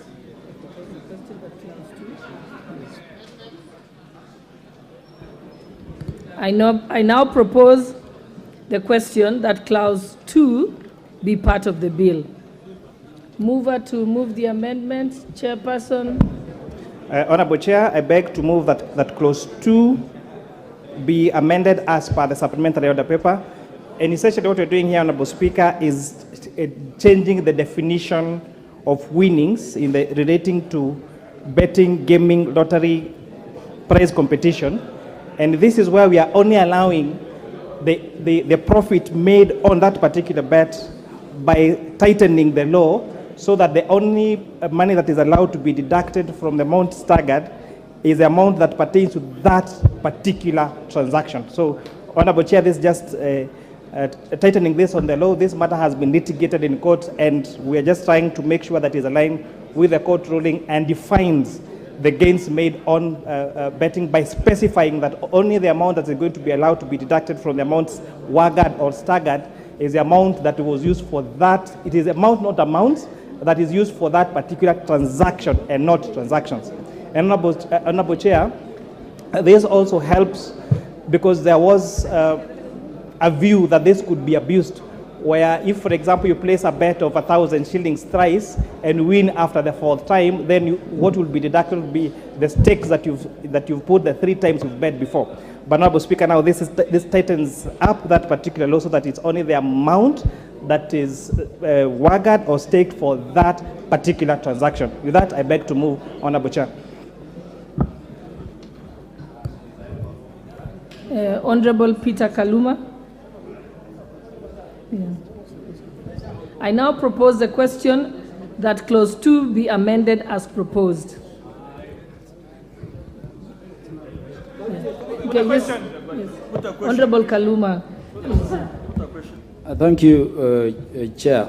Chair, I beg to move that Clause 2 be amended in paragraph A by deleting the proposed new definition of person. Honorable members, Are we mixing the two amendments? Are we mixing the two amendments? No, I'm giving Honorable Kaluma an opportunity to contribute to that because he had a similar amendment. He had a similar amendment. So his was similar. Honorable Chair, is the amendment proposed on person? Because I heard the Chair, Honorable Chair, to speak about a different matter. If it is on person, I can contribute, Chair. Yes, Honorable Kaluma, you had a similar amendment, yes. I thank you, Honorable Chair. Honorable Chair, I would agree with the committee to delete the definition of person for the reason, Honorable Speaker, that the definition proposed states that in the case of an individual, a reference to a relative, a person includes a reference to a relative as defined in Section 26, subsection 5, and on that Section 26, subsection 5 is a provision of the Income Tax Act. Honorable Speaker, when you look at that Section 26, subsection 5, that definition includes your ancestor. In fact, it begins with ancestor, late relatives, deceased relatives, and so many people. It means you would be obligated, Honorable Speaker, Honorable Chair, to pay taxes for defaults even by your ancestors. And for that, I agree with the committee that it be deleted.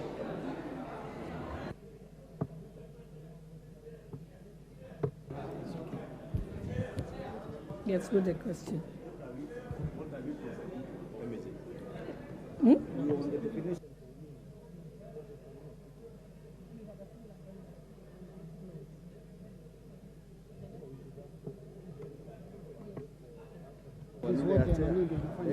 Yes, let's go to the next one. Now you know. I now put the question that clause 2 be amended as proposed by the chair. Yes. Will as many as of that opinion say aye? Will as many as of the contrary opinion say nay? The ayes have it. I now put the question that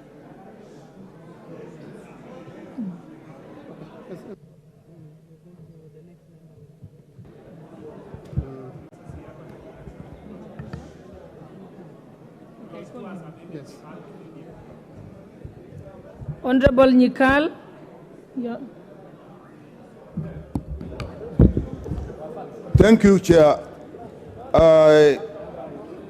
My amendment in clause 2 is actually clause 2B, and my amendment is that clause 2B should be deleted. The import of this amendment, Madam Speaker, is that all issues of digital content monetization is under this, taking from A, B, C, D, E, F, all the way up to H. So, Madam Speaker, that means that all these activities that are now being subjected to tax, it is my view, and we have been saying here, that when young people are actually trying to use content to actually raise some money, we do not go ahead again and tax them. Therefore, my amendment is that B be deleted. That is my proposal, Madam Chair.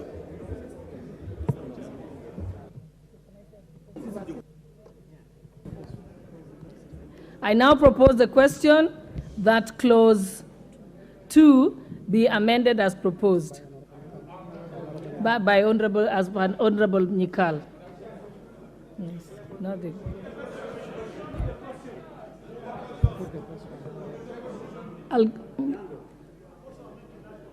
No, it's Honorable Badi. Yeah, Honorable Badi. It's on. No, he has put his name there. Yeah, Madam Chair, I would not have a problem in supporting this amendment, in so long as. But the problem is the moment we now remove the digital content, then we must make sure that the provision in law that is taxing them, withholding tax, will also fall. So if you ask me, I would support Nyikal's amendment so that we are silent completely on the issues of digital content in terms of taxation, so that we exclude this important sector, the digital content monetization, and what we call content creators, and social, and so to allow the young generation, people who are interested in, who are unemployed, but are trying to eke a living. So, Mr. Speaker, Madam Chair, I would request the House to agree with this amendment so that we remove the digital content monetization completely from this finance bill, which therefore means when it comes to the withholding tax, which we will come to at 15%, then now that will not be considered at all, because we have already removed from the definition the digital content monetization. Chairperson for the Finance Committee. Thank you, Honorable Chair. I think I want to make a clarification so that we move together. Honorable members, clause 2 has three sections. Has part A that talks about the definition of winnings, has part B that talks about the definition of digital content monetization. And by the way, this does not talk about the rate yet. We are just defining, especially with reference to what crowdfunding is, and providing reference. So that crowdfunding is where you use, say, Mchanga or WhatsApp to raise money, say, for a particular cause. So this amendment is not seeking to tax the amount of money raised in that particular crowdfunding, but the fees that are going to be collected as an income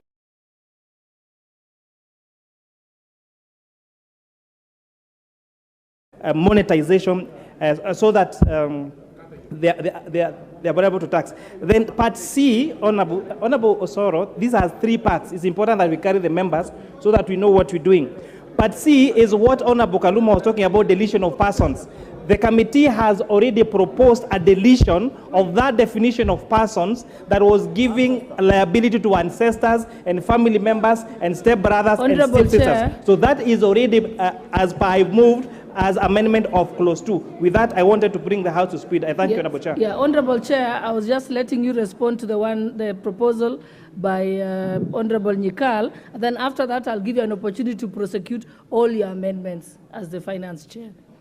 What's your point of order, Honorable Mbadi? Madam Chair, what I wanted to say, because the proposed amendment is about digital content monetization. Just put in the mic. Oh, it's okay, Honorable Mbadi. If you're agreeing with me, then there's no need to.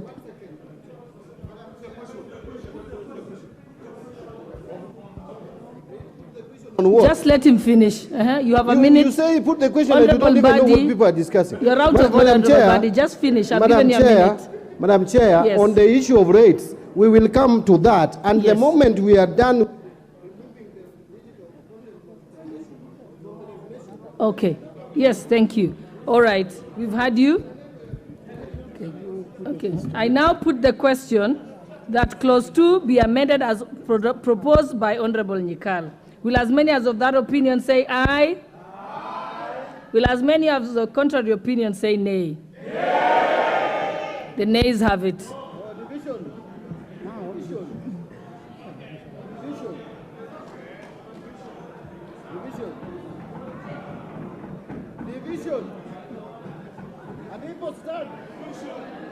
Do we allow the division? Yeah. All right. Okay, we'll ring the bell for 5 minutes. Ring the bell for 5 minutes. And get all your cards ready. Get your electronic cards ready.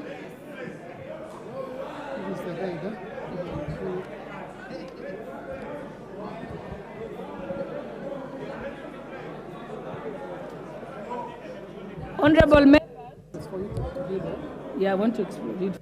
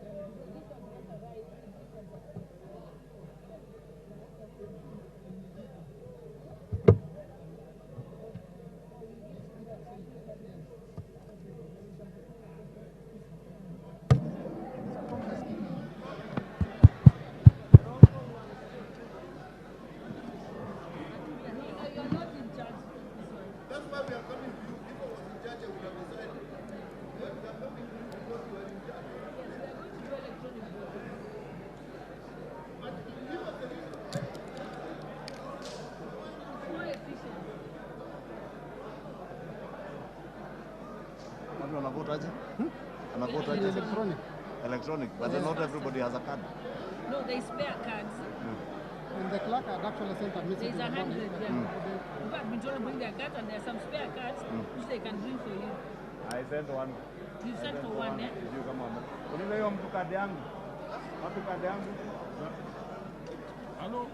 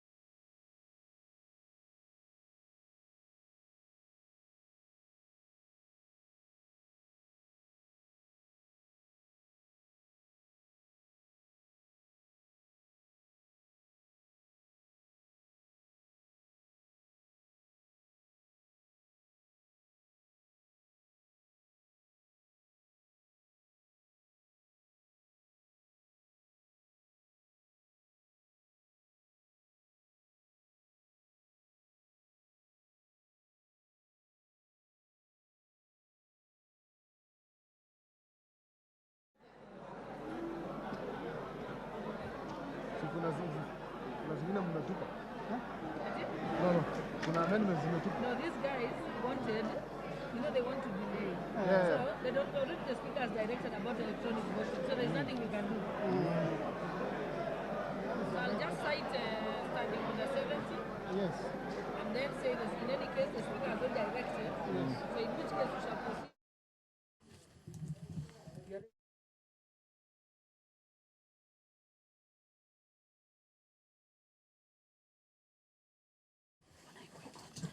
The division bell is currently on at the National Assembly, and members of the National Assembly are being rallied from the presence of Parliament to make their way into the chamber to allow for consideration of clauses in the Finance Bill 2023.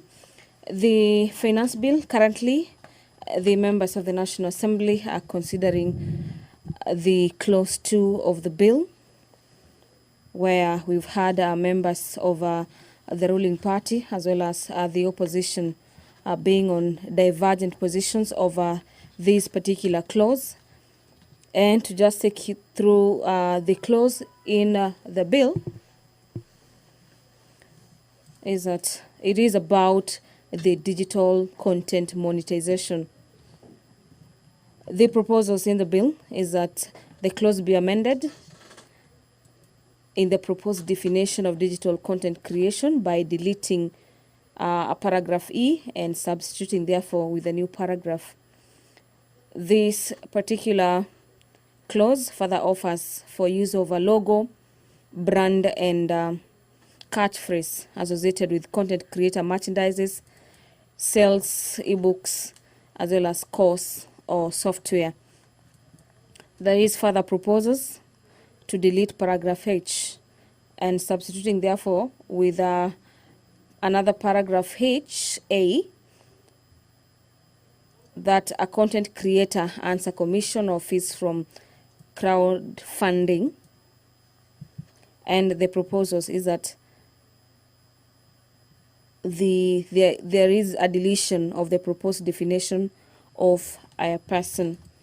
Currently, the National Assembly is considering the Finance Bill 2023 that has lots of clauses. And this is under the Committee of the Whole, where members of the National Assembly will be voting on different clauses. As it is, the bill has 79 clauses that members of the National Assembly will be considering. And so far, we have about 12 amendments to the Finance Bill 2023, where the opposition has 8 clauses. The committee has fronted 2 amendments, as well as the Kenya Kwanza administration has forwarded 2 amendments to the Finance Bill 2023. Well, Sergeant at Arms, close the door.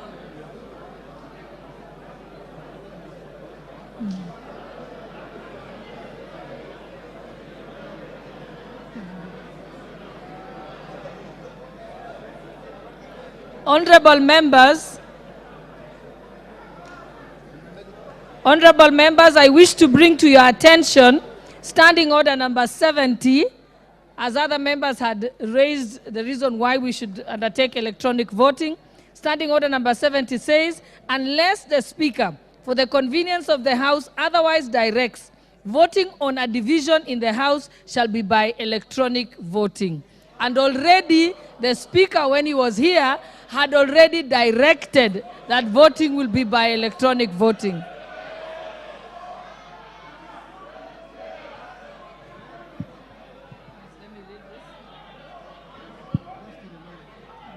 Honorable members, just to give you a reminder, honorable members, if there are members who don't have their cards, just bring it to the attention of the...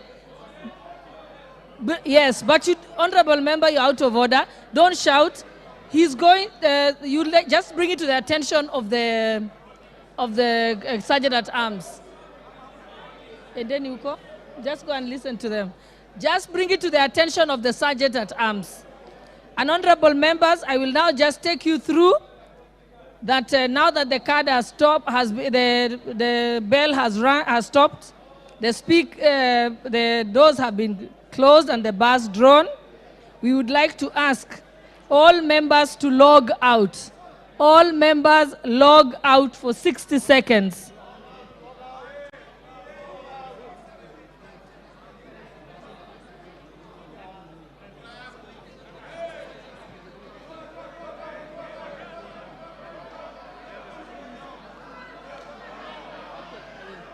Okay, 60 seconds. Let's wait for 60 seconds.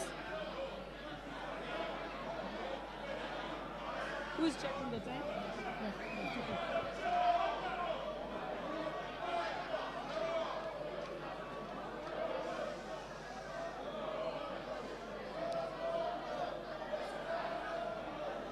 Honorable Junet, I already heard you and we have agreed. Okay, you want? Okay. Okay. Honorable Junet, proceed. Thank you, Chair. Chair, what we have agreed is that there are certain clauses that we are going to vote electronically, and there are major clauses that we have to vote physically. So the issue of VAT, the issue of housing is physical. The other issues, electronic. So we have agreed like that. That's the position. Honorable members, have you all logged out your cards? Okay. I can still see Betty Maina, Honorable from Muranga County. Honorable Lisa Chelule, remove your card. Honorable James Wandai, Leader of Minority, kindly pull out your card. Robert Basil of Yatta, pull out your card. Honorable Ibrahim, Wajir North, also remove your card. Pull your card. Eh? Order, honorable members. Order, honorable members. Remove your cards. Log out. I still have a number of people here. Honorable Robert Basil, Honorable Babu Awino, Honorable Francis Masara, Honorable Abdikadir Muhammad. Oh, good. Thank you. Thank you. Let's wait for 30 seconds.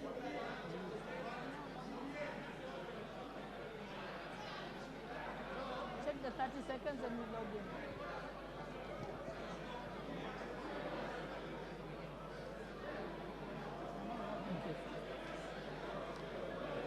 Okay, honorable members, you may now log in. You may now log in. And at the expiry of 60 seconds, then you may vote. You have an option to vote yes, an option to vote no, or an option to abstain. Proceed.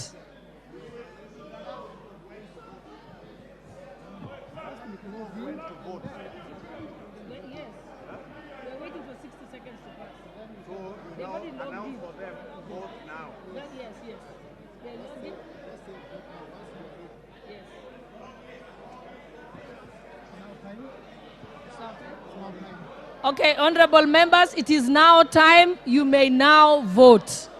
You may now vote. Go and listen to them. Just ignore them.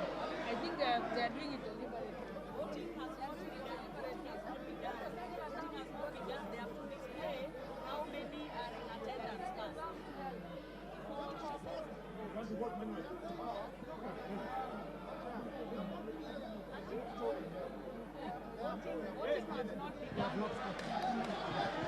Okay, there is a bit of a challenge with the system. Just hold on for a few minutes. It's being addressed. It's being addressed.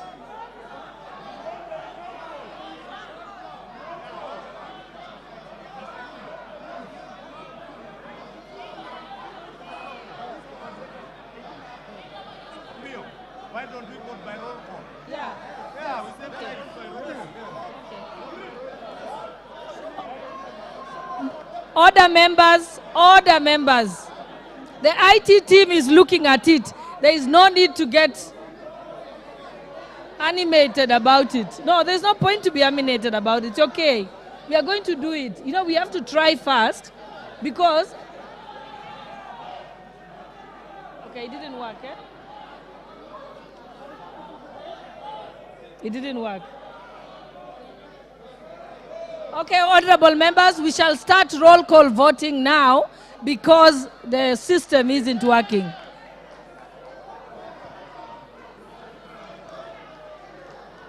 But it was imperative to at least attempt to follow the speakers in directions.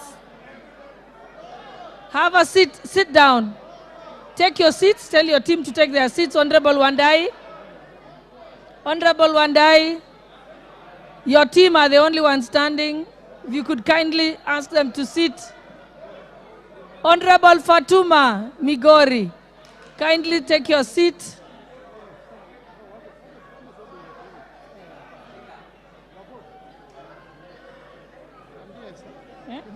From what IT says, 206 are already logged in. There are 206. 206 are already logged in. Yes. The results have come. Not the results, because they've not voted. But 206 are logged in. 260 are ready. Yes. Okay. So it's either an issue of us. So what is the system? What happens? No, it takes time. It will show when they vote. It will show the numbers. Why don't you tell one of the IT guy can't come here? Yes. See, the reason why she's on phone is for her to tell you that. Yes. So 260 people managed. They are ready, yes. They are actually logged in. They are only waiting to do the vote. Yes. The IT team has confirmed that 260 people are actually logged in, are just waiting to vote.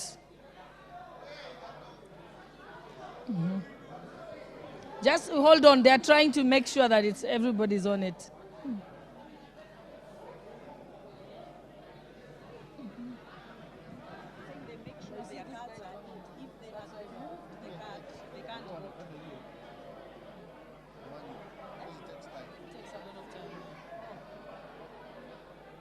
I don't know what he wants to say.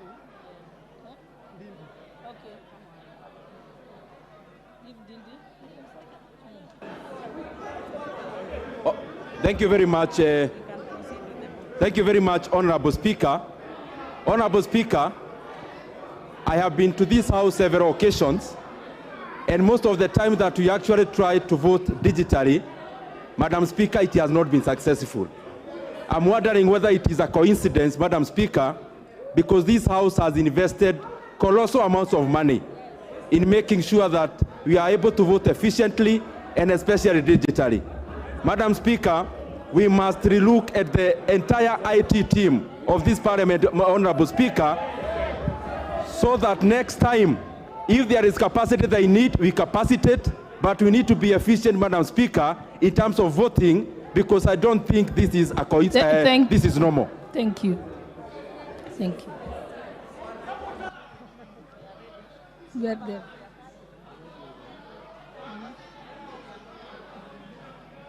Okay, this is what will happen. Because we already have over 270 people who are logged in. No, if you have not, okay, log in. Log in. No, log in. I can even see. Don't, just log in and wait.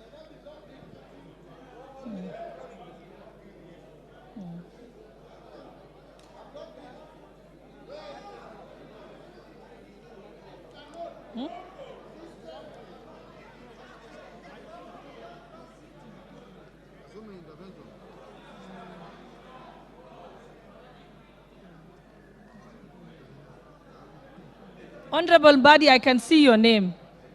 I can see your name, or you can move to another table.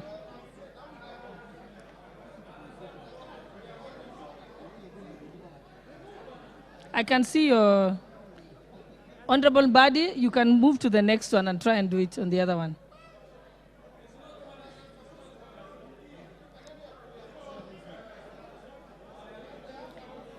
Honorable Mbadi, I know that trick. You're trying to make sure that we can go and do manual. Okay. Clerk will do that.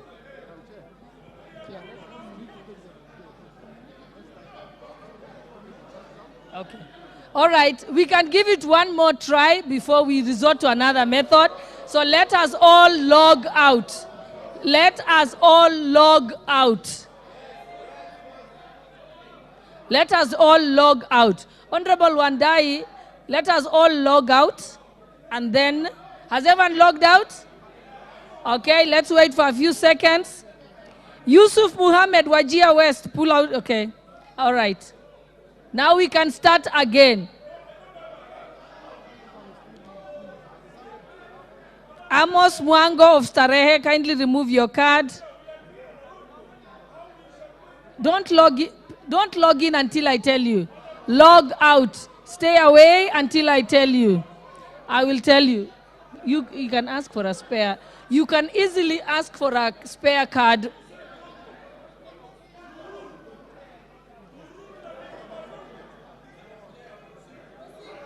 Okay, Amos Mwango, Starehe, please log out. Honorable Francis Masara, log out. Sunai West. Honorable Musa Sirma, log out. Babu Owino, log out. Okay, now let us, can they proceed? Can now log in. You can now log in. You can now log in. And then wait until I tell you to vote. Log in and wait until I tell you to vote. Log in. Whoever is logging in has logged in, okay.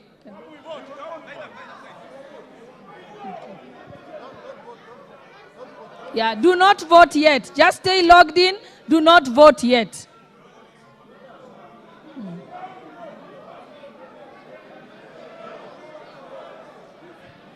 will wait because they are counting how many are logged in. After they tell us, that's when we will now give it. Okay, honorable members, remain logged in, but do not vote yet. Remain logged in, but do not vote yet. Once the IT team has counted the number of people who have logged in, then we shall vote. I will give you the all clear. Honorable Bui, you are out of order, and you will actually end up not voting. So take your seat. You are already logged in. It's okay. That's your problem. Let us proceed. You can't threaten us, Madam Chair. Why are you threatening us?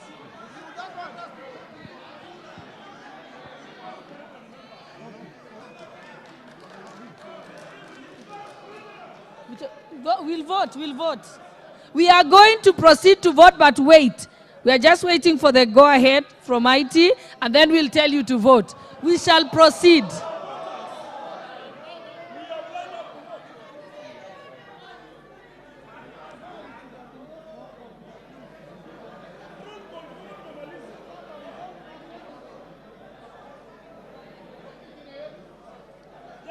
It's working.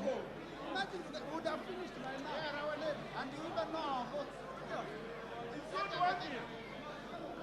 Honorable Badi, if you just be a little patient, we are waiting for the all clear if the logging is working. If it's not, of course we will default to the other system. So let's just be patient. Let us be patient.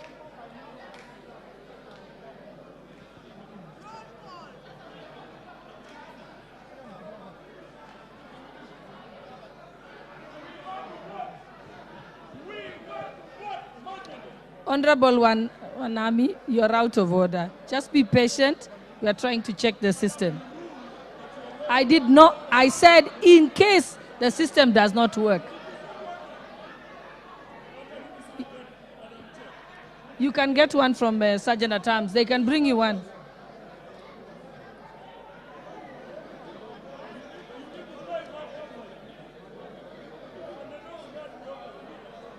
But you've read article, Standing Order 70. You know Standing Order 70. I read Order 70 very clearly. Unless the Speaker directs, of course you don't want to vote.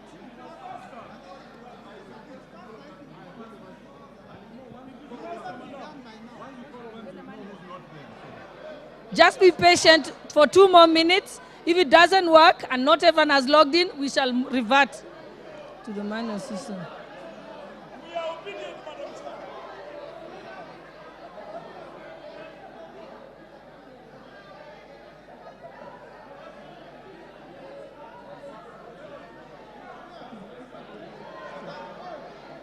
Let's wait.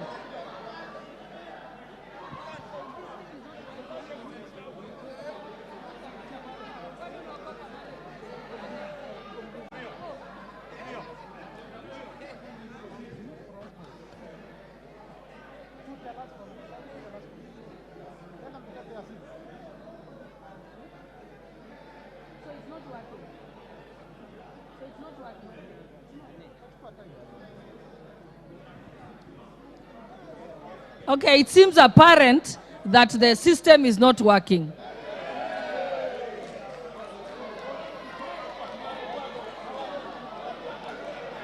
Then take your seats that we can begin. Take your seats and we can begin.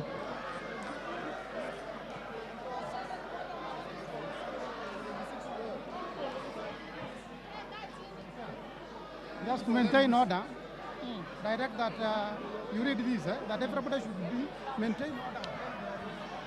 Order, honorable members. Order. Honorable Mbui. Honorable members. Honorable members, I wish to bring to your attention order number 76, standing order number 76.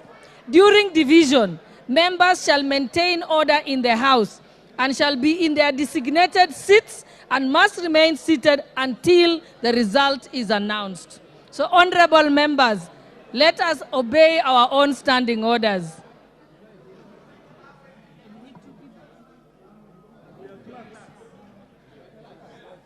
It's okay. Everybody can stay seated. The two clerks, yes, Honorable Wanami. No, don't argue. Honorable member, don't argue. Just say, you're already standing there. Yes.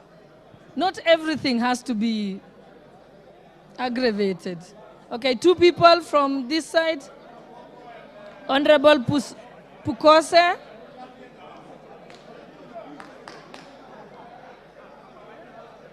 Honorable Doya, take your seat. Okay.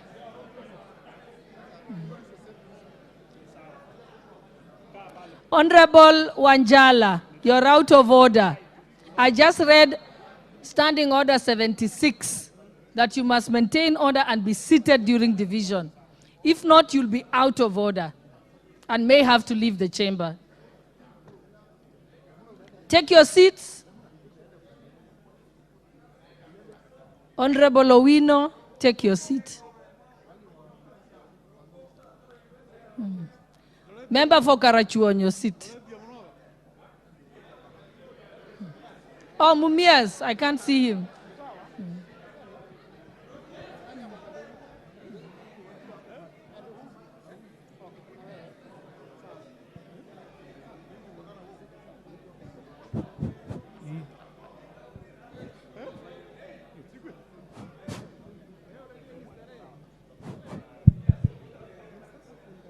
Everybody seated. Okay, sound. Okay.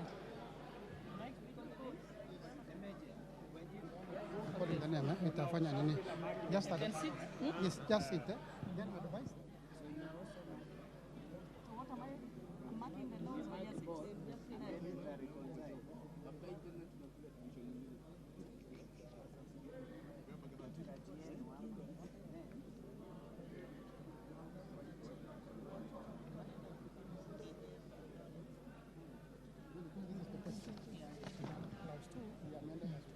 Honorable members, as we begin the voting process, I wish to remind you of the question. I now put the question that clause 2 be amended as proposed by Honorable Nyikal.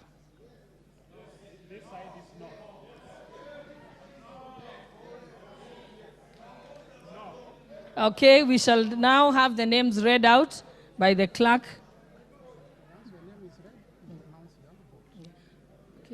All right, members, if your name is called, you pronounce your vote from where you're seated.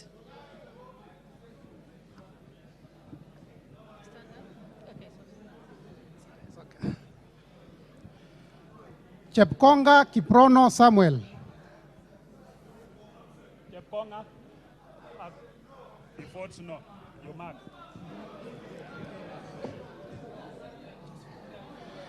Langat. No, you don't mark like that. No. Here there is a no and a yes. There are people who are doing that. Mine is to ensure that. No. Then if you want somebody to mark this line, so who is marking from here? Then you come out so that you mark from there. We want you to mark from there. Haina shida mheshimiwa. No Where problem. Kajini will mark there so that we can see. Jina. Langat Benjamin Kipkirui. So you is voting no. Langat Benjamin Kipkirui is voted no. Yes. No. Okay. Kitani Marian Jabet. No. Atandi Samuel Onunga. No, Atandi is there. Atandi is here. Just say no. Owino John Walter. Absent. No, absent. Owino is absent. Mrembo Irene Njoki. Irene Jogi has voted no. Shurie Abdi Omar.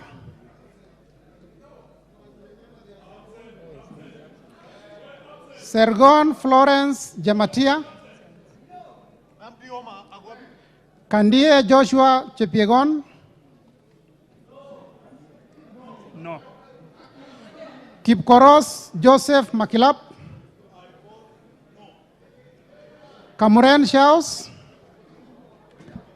Kamuren? No. He has voted no. Koesh Nelson. No. Koeji Nelson, no. Momanyi Innocent Obiri.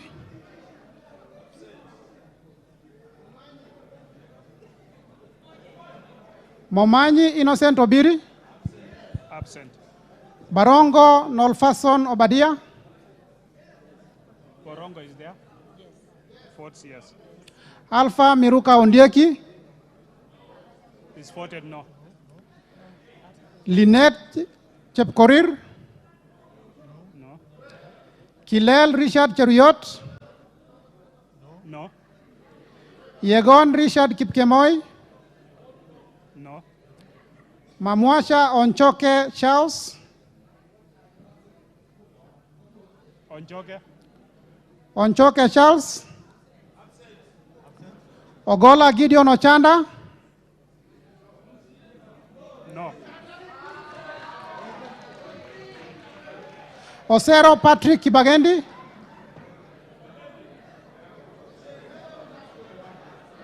Absent. Yes. Amesema no. Wanjala Rafael Sauti. Wamboka Nelson Jack Wamboka. No, that's too loud.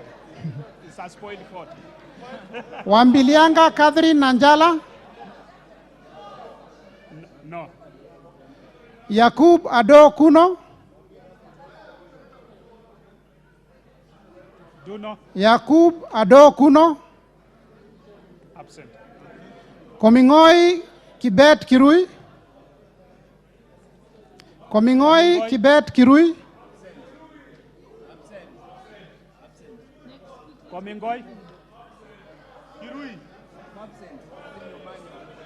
Omanyo Catherine Nakabi. Absent. Absent. Mwale Nicholas Tindi.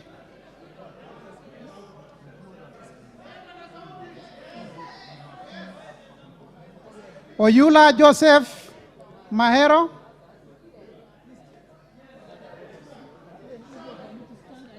Mwiridhania Rindikiri Mugambi. Kirima Moses Ngushine. We are Meford no. No. Rindigiri. Kirima Moses Ngushine. Meford no. Okay, okay. So.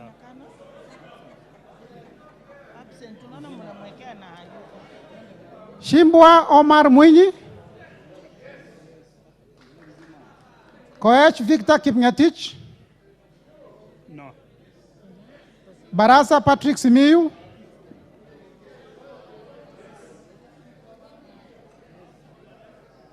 Barasa Patrick Simiyu. Joula amefort yes. Biego Paul Kibichi. No. Ntwiga Patrick Munene. No. Joula amefort no. Honorable members, you have to rise up so I see you physically. Everyone should sit down because I have to see each person who's voting physically. That's why I'm standing up. Be silent.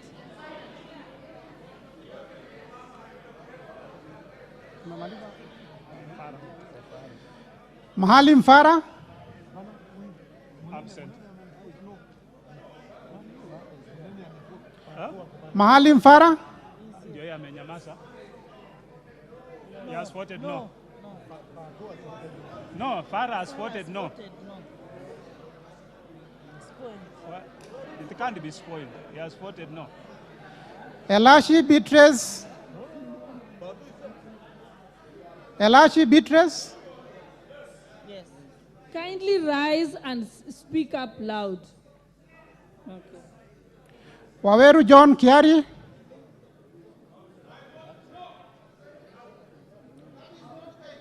Sirma Musa Cherutich. Welie Adan Kenan. Caroline Jepto Ngelechei.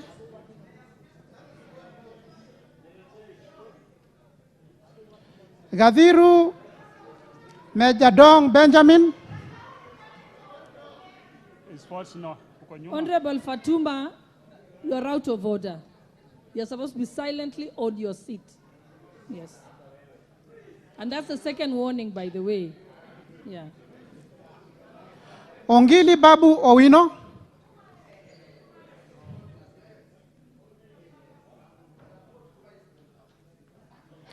Gakuya James Mwangi. He has not voted. That's That a has spoiled vote. Nobody. No. Honorable members, that's why it's important. Don't make a speech, just say yes or no or abstain. Please. That one for Babu Winners point. Huh? Yeah, it's okay, yeah. Take your seat, Babu Owino, Honorable. Take your seat.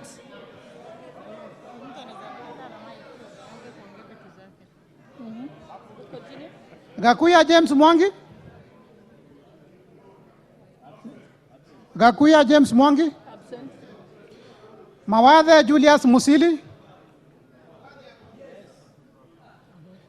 Mwenje Mark Samuel. Daboen Pamela Njoki Njeru. Lelmengit Joses Kipto Kosgei. Omboko Milemba Jeremiah. Kipiegon Johanna Ngeno. Ukose Robert, Doctor. No. Yakub Farah Sala. Yakub Farah Sala. Proceed. Oundo Wilberforce Ojiambo. Iribae Said Buya. Tungule Charo Kenneth. Siad Amin Udgo. Siad Udgon. Baro Diko Mohammed. Guyo Ali Wario. Guyo Ali Wario. Absent. Muriu Wakili Edward. Kururia Elijah Njore Njoroge.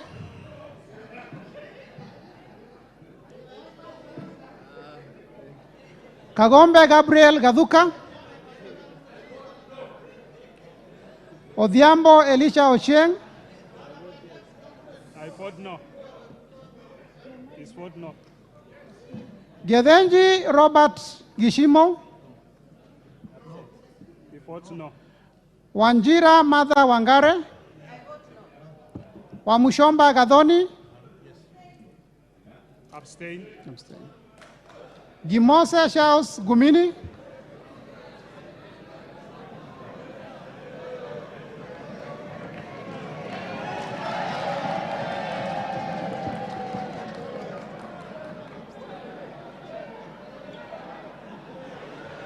Gimose Charles Gumini. Timose, absent. Osogo Bensuda Joyce Atieno.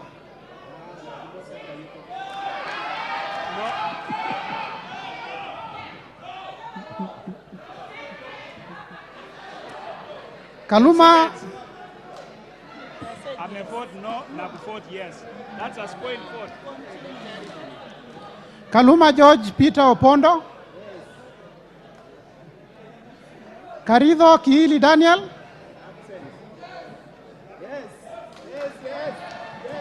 No. No. He has voted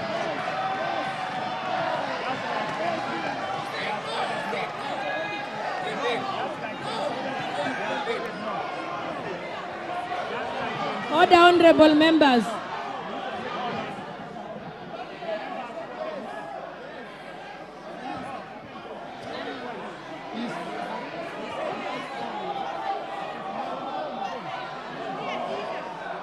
Honorable Daniel, sit down. I will call your name again.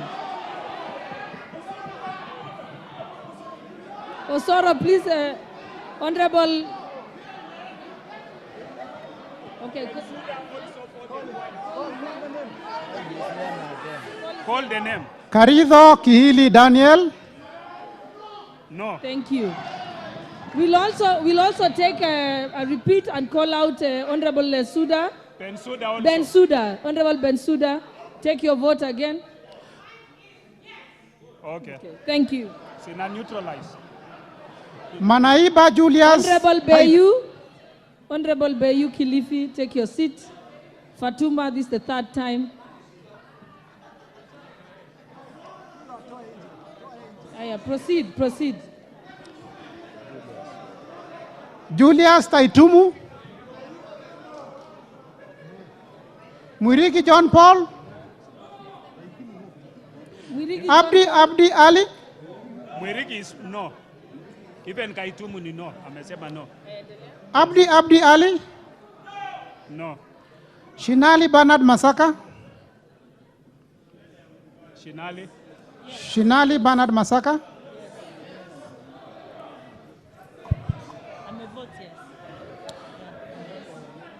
Bonaya Mumina Golo. Honorable Shinali, speak up. Honorable Shinali. Speak up.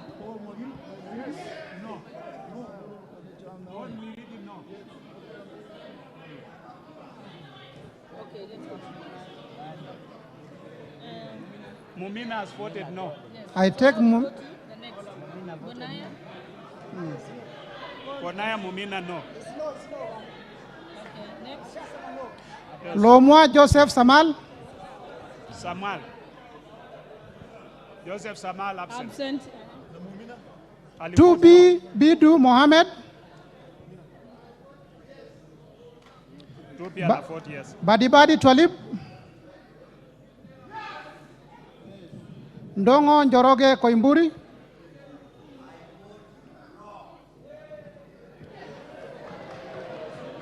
Wamashukuru James Kamau. No. Obara If Akinyi. Kalasinga Joseph. I vote yes.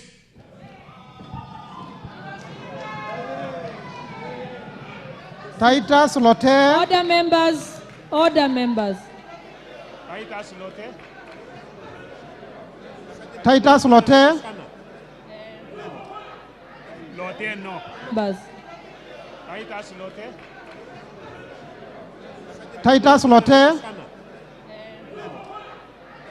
no. Kimilu Joshua. Kimilu Joshua. Yes. Sankaire Lea Sopiato.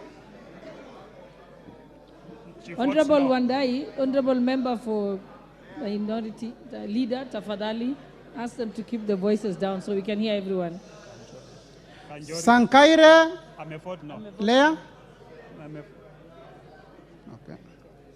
Kanchori Elijah Memusi. Amisi Kakuta. Nguro Onesmus Ngogoyo. Sakimba Parashina. Absent. Risa Sunkuya George.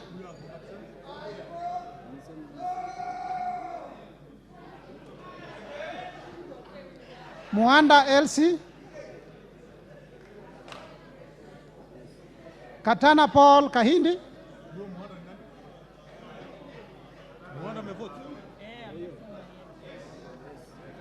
Hassan Abdi Yusuf. Njuguna Chege. Makali John Okwisia. No. Kiungu Peter Irongo. Muli Fabian. If what's no. Shumel Samuel Moroto. No. Sudi Oscar.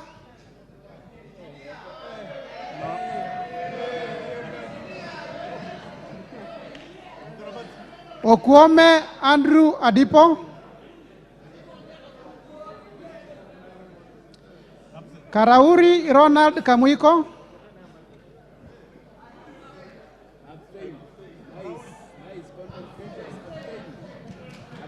Were Shaus Ongondo.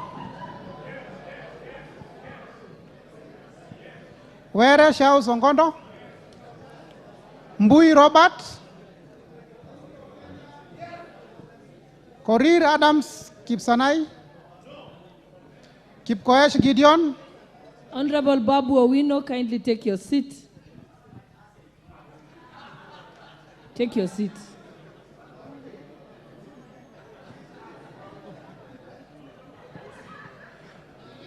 Kipkoech Gideon Kimayo. Kemei Beatrice Chepngeno.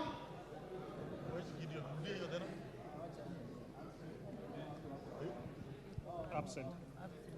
Kemei Beatrice. Ruto Julius Kipleting. Wangaya Christopher Aseka.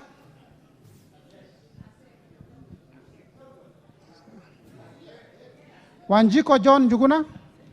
Absent. Aseka is absent. Where? Where? Where? We are not seeing him. Wanjiko John Njuguna. Waithaka John Machua. Muradha Ann Wanjiko. Orero Peter Ochieng. Absent. Absent. Mbalu Jessica Nduku. No, I Absent. saw her somewhere there. Mbalu Jessica. Absent. Oh, she's there. I can see you. Okay. Mutuse Ekomas Mwengi. No. Wainaina Anthony Njoroge. No. Munyoro Joseph Kamau. Nyoro Samson Dindi. Ishungu Anthony. Sunkuli Julius. Sunkuli Julius. Yes. Yes. Mwanyanje Gertrude Mbeyu.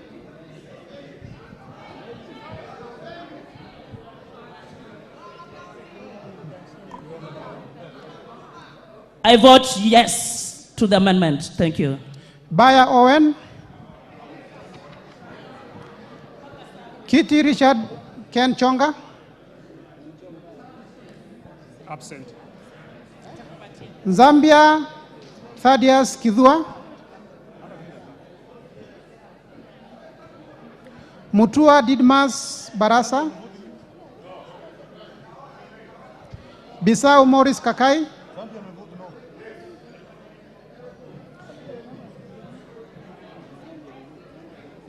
Umekapcha huyo? Okay. Rai Samuel Gonzi. Kwenya Dhuku Zakare. No.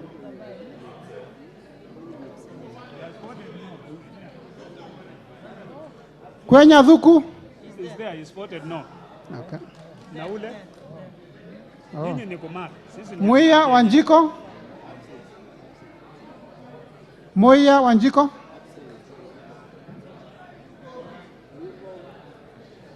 Cherorot Joseph Kimutai.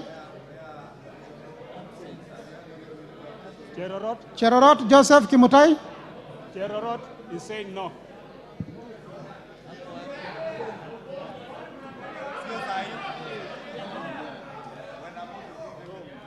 No. Kosgei Ilare Kiplangat. No. Relax. Cherorot amevote no. Tumeiona.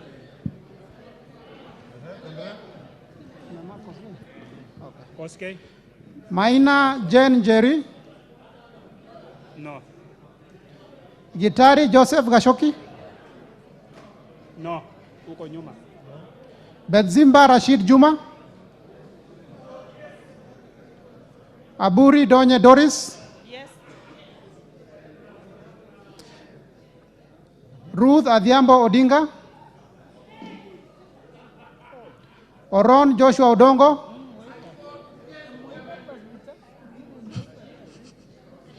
Ahmed Shakil Ahmed. Buyu Rosa Akinyi. Absent.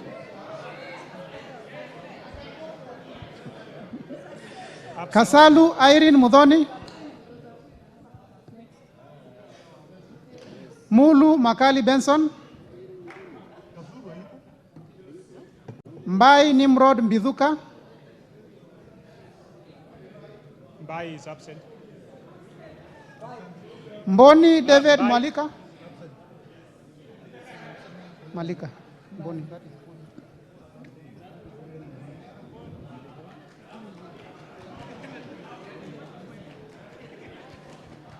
Nyamai Resho Kaki. Nyenze Edith. Nyamai has voted no. No. Nyamai is no. Nyense Edith. Nyenze Edith. Absent. Mokaya Nyakundi Japheth. I vote no. Kibagendi Anthony. Kibagendi Anthony has voted twice, ama? Gisairo Cliff Ombane.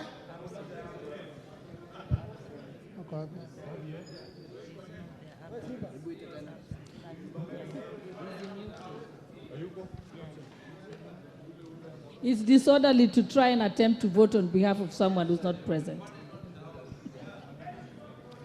Yegon Brighton Leonard.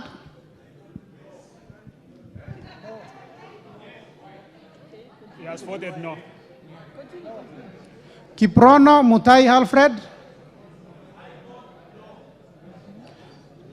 Tonui Joseph Kipkosgei. Kamero Maisori Marwa Kitayama. Robi Mathias Nyamabe. Masito Fatuma Amisi. Wanyonyi Ferdinand Kevin. Abdirahman Mohamed Abdi.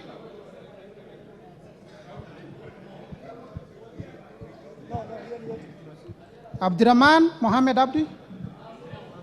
I vote no. Amepiga no. Mohamed Abdikadir Hussein. No. Kagiri Jane Wangeshi. No. Kionjori Festus Mwangi. No. Korere Sara Paulata. Absent. Karani Stephen Washira. Karani. No, Karani is somewhere. Karani. Proceed. Washira Karani. Lekuton Joseph. No. Marubu Monica Mudhoni. Huh? Alikuwa around. Nani? Washira Karani. Marubu Monica Mudhoni. Amevote no. Huko nyuma amevote no. Obo Ruweida Mohamed. No. Moirore Mudhama Stanley. Amevote no. Kothe Felix Odiwor. No. Kaangara Joseph Mboro. No. Amevote no. Mugabe Innocent Maino. Amevote yes. Mboko Mishi Juma. Mugabe Innocent Maino.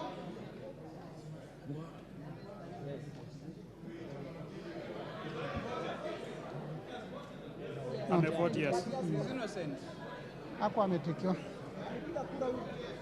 Hawezi rudiwa. Shege John Kirago. No. Akuja Protasewesit. No. Oyugi Dick Maungu. Nabii Nabwera Daraja. Shiforomondo Mangale Munga. No. Mukwana Titus Kamala. Mbiuki Jafeth Miriti Kareke. Kamene Joyce.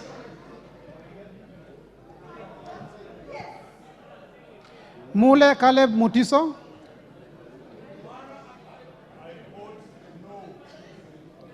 Kombe Addison Garama.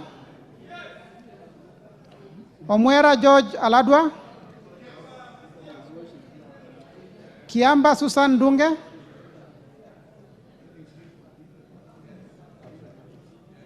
Kiamba Susan Dunge. Absent. Mumo Rose Museo.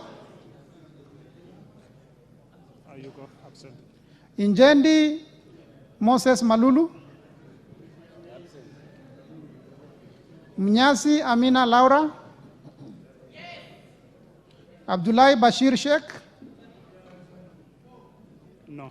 Sheikh Humal Ker Kasim.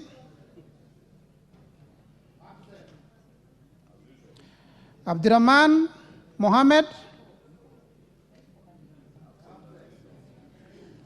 Haro Abdul Ibrahim. No. Yusuf Adan Haji.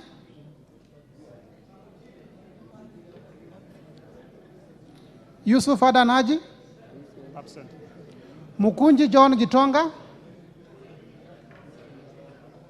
Mugunji. Mugunji. Mukunji John Gitonga. Njoroge Mere wa Maua. Bowen David Kangogo. No. Toroitish Timothy Kipchumba. Wako Naomi Jilo.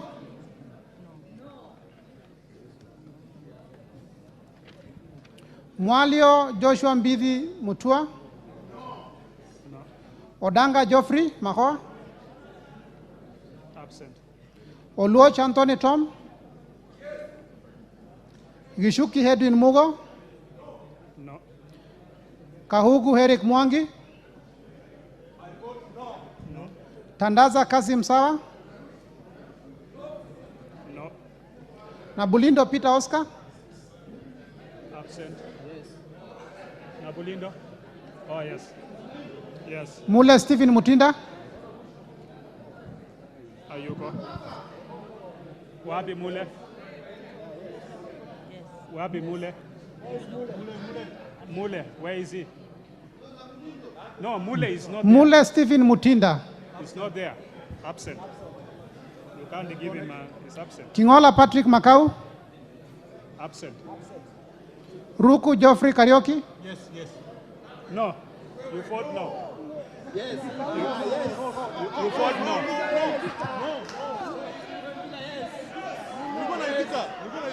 You fought now. No. Ruku Geoffrey Karioki.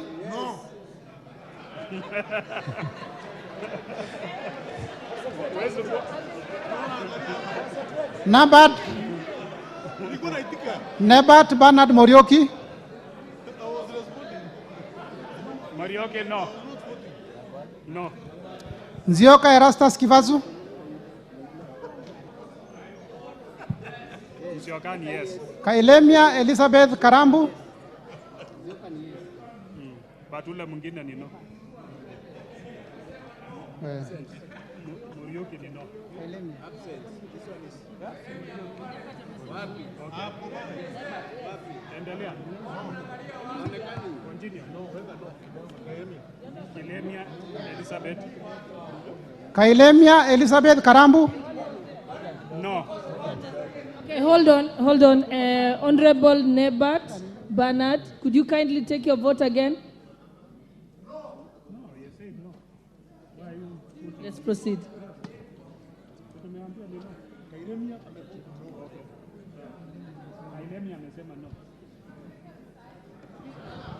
Mohamed Fatuma Zinabu.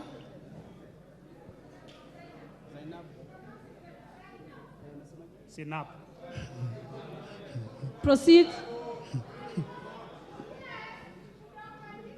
Thank you. Proceed. Call the next name. Kipngor Ruben Kiborek. Barto Phyllis Jepkemoy. Kimani Francis Kuria. Shimba Zamzam Mohammed. Kirwa Abraham Kipsang.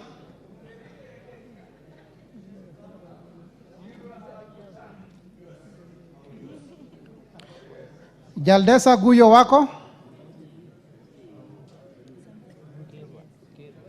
Absent. Jaldesa Guyo. Absent. Bader Salim Faisal. No. Chesebe Fred Kapondi. Oyo James Onyango.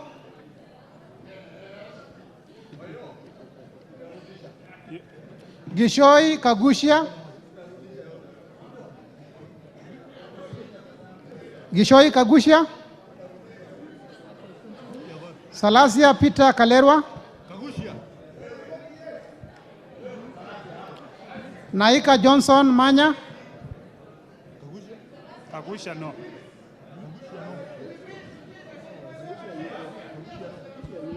Honorable Kagusha. Honorable rise to your feet. Absent.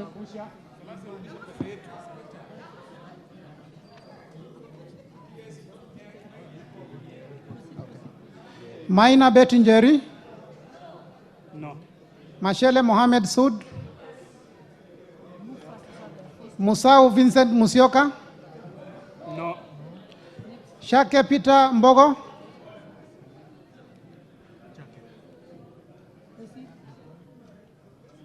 Maingi Mary.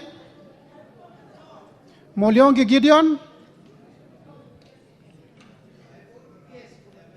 Nzengu Paul. Nguna Shaus. Pasaris Eza Musoni. Kihara Jane. Wanjiro Njeri. Kiara Jane. She votes no. Shelule Lisa Jepkorir. She votes no.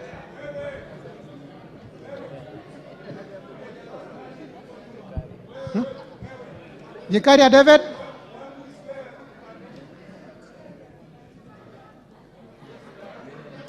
Gikaria David. Gikaria David votes no. Kindly speak up, don't display, don't do sign language, just speak up.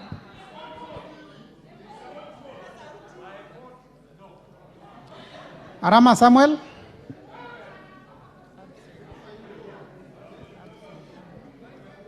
Mulanya Geoffrey Ekesa. Muge Cynthia Jepkosgei. Kitur Bernard Kibor.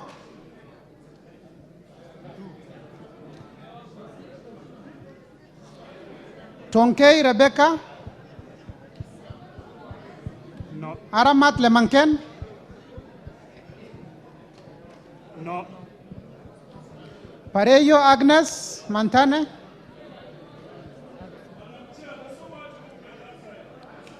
Kitilai Olentutu.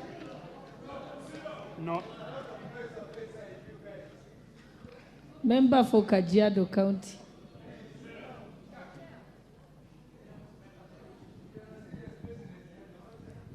Yes, and also Oscar Sudi and Honorable Kaluma, take your seats.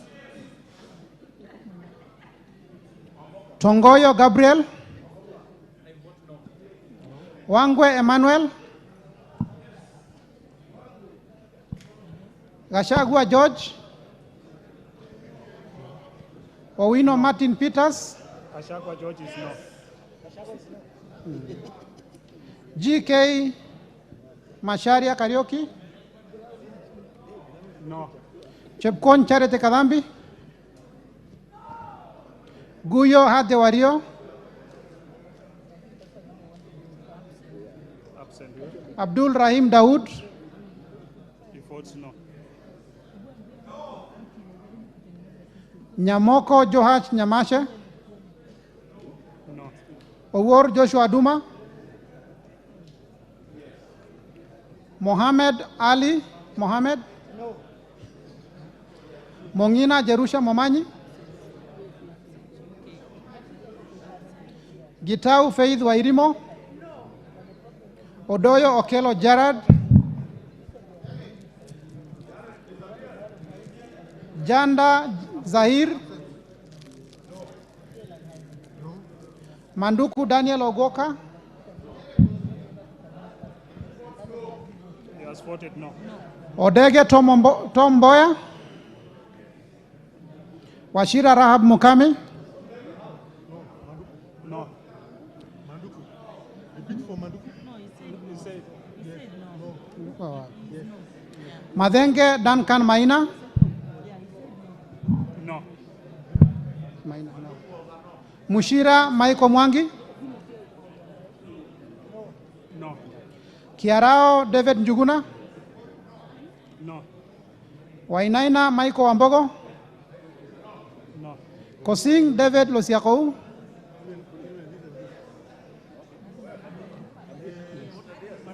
Mupe Antone Kenga.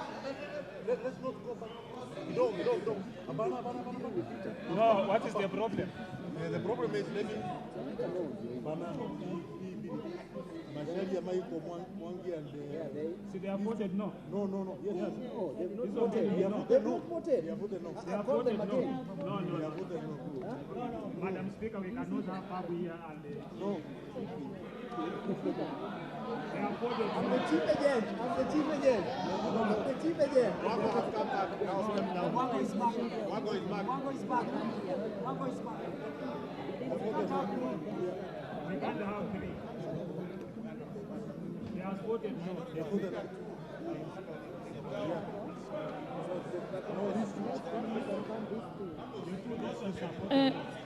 Which one? You can believe. Honorable Mushira, could you kindly take your vote again? Yes. Yeah. And then Honorable David Njuguna Kiarambo. Thank you. Okay. Honorable Kosin. He has voted yes, but then Mupe Antone Kenga. he allowed, eh?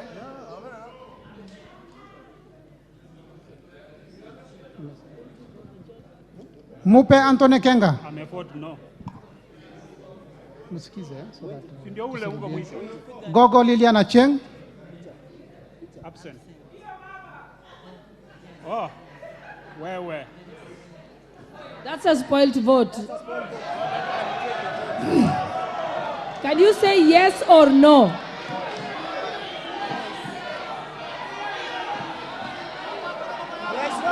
Order members. Hakuna baba ya mtu hapa. Speaker. Order, honorable members. Hakuna baba ya mtu hapa. Honorable, just take your vote again. There is no baba.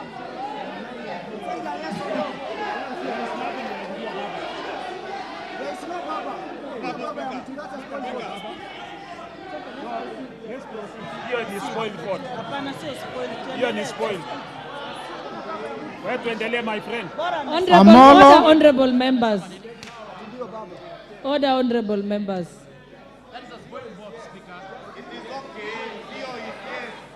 I perfectly understand that. It's the next sentence that was confusing.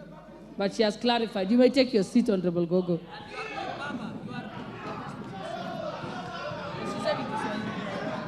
Amolo Paul Otiende. Shebor Paul Kibet. It's voted no. Paul Abor. Mwafrika Augustine. Amevote no. Mwafrika amevote Honorable no. Paul Abor, could you take your vote again? He has voted no.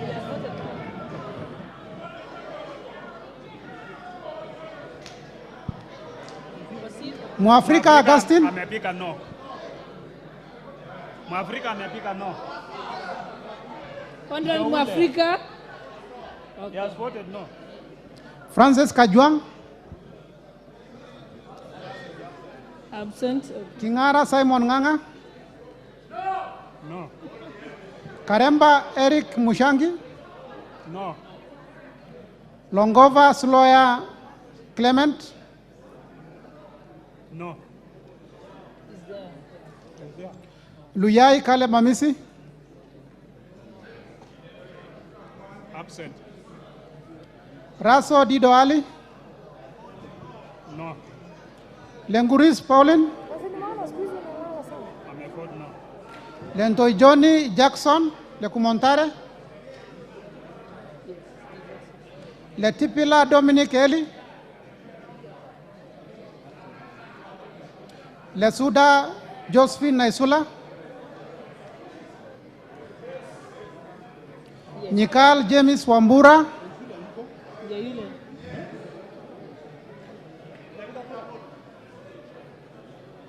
Ikana Frederick Lusuli. I vote no. Oduor Christine Ombaka. Lusuli amevote no. Okay, sawa. Huh? Amevote no. Okay. Lochakapong Peter. Amevote no. Kemei Justice Kipsang. Amevote no. John Waluke.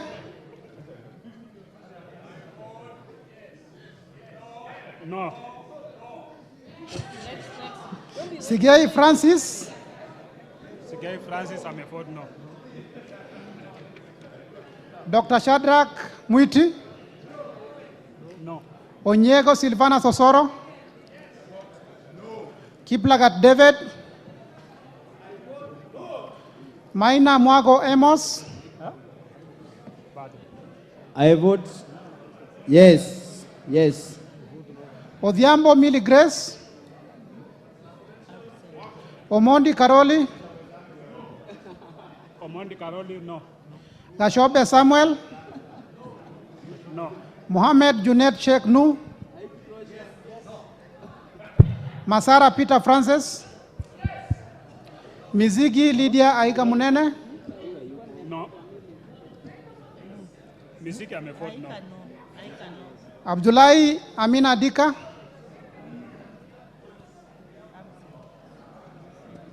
Bare Hussein Abdi, No.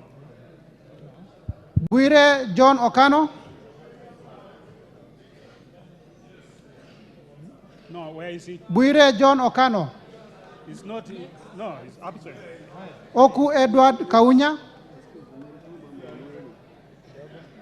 Absent. O- yeah. Yes. Honorable. Haika Meheka, no.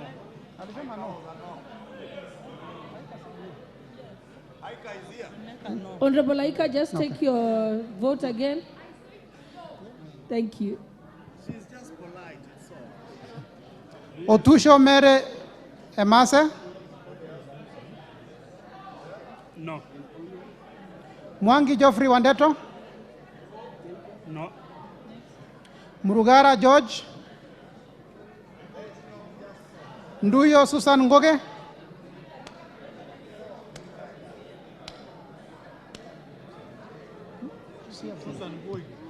Nganga Alice Wamboi, No.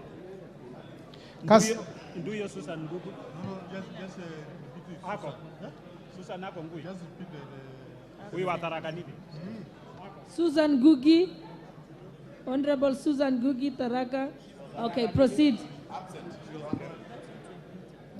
Nganga Alice Wamboi, Ameford, no.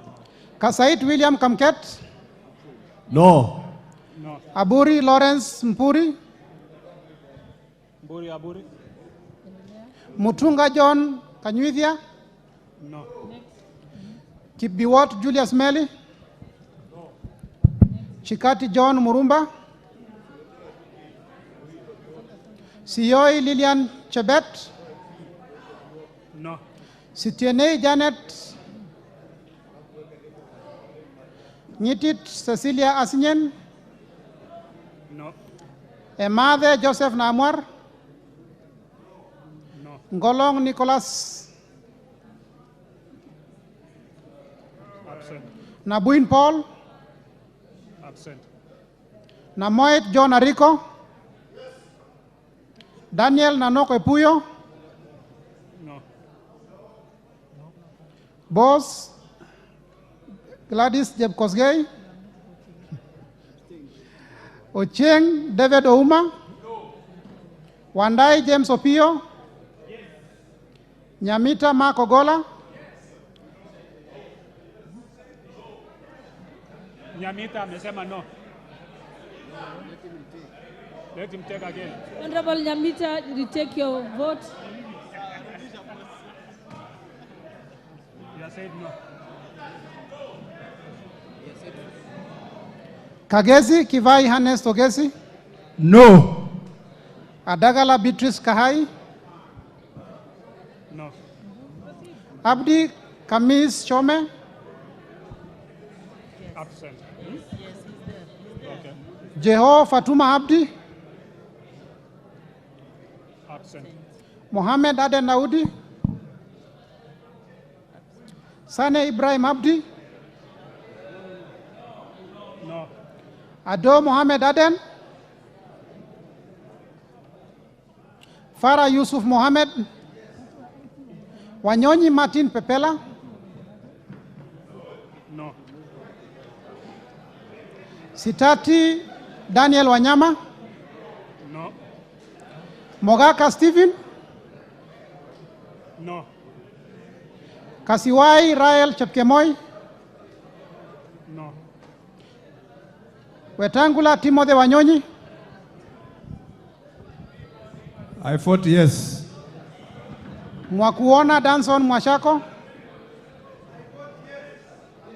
Basil Robert Ngui, Ali Abdisirat Khalif, No. Shege Sabina Wanjiro, Absent. Denar Joseph Amisi, No. Harun Suleka Ulbale, No. Ikiara Dorothy Mudhoni, No. Iraya Joseph Wainaina, Kosgei Jackson Kipkemoi,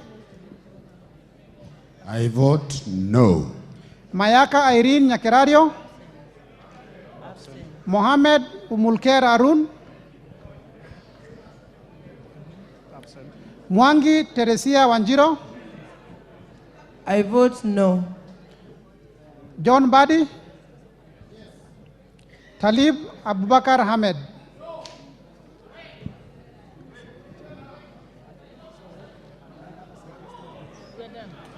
We can now count.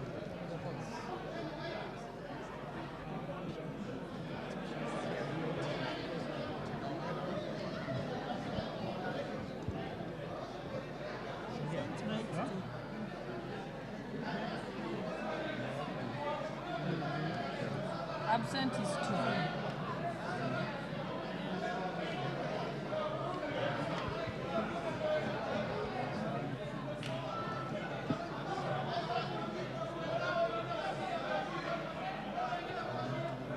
Order, honorable members.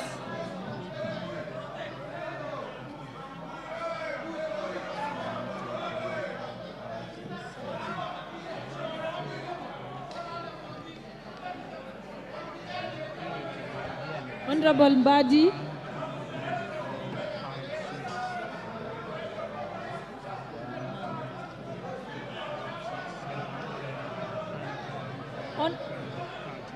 Order, honorable members.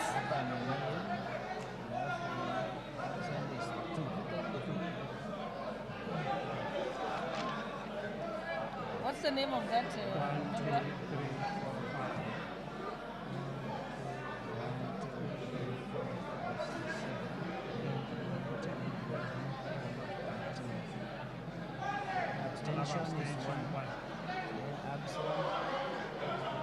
Honorable members, Honorable Waluke.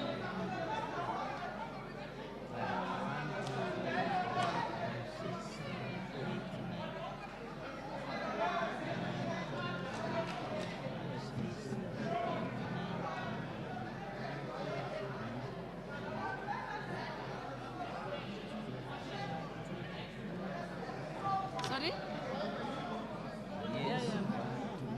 Honorable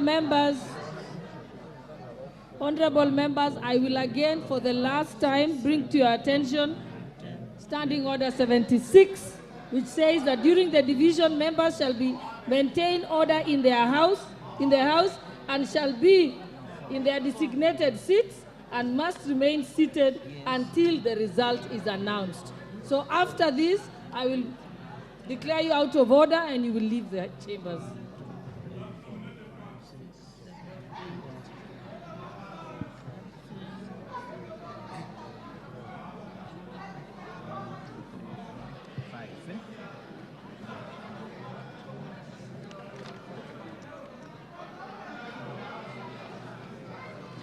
Yes.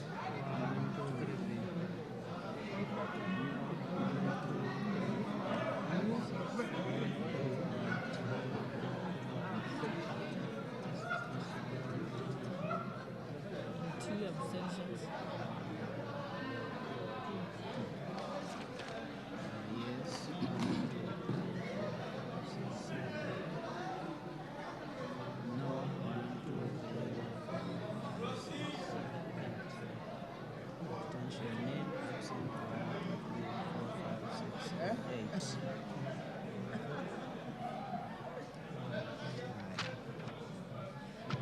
Yes.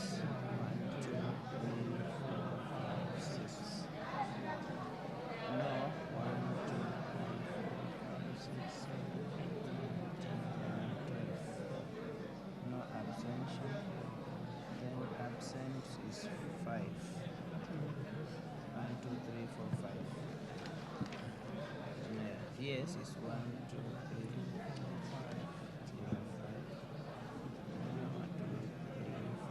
5, 6.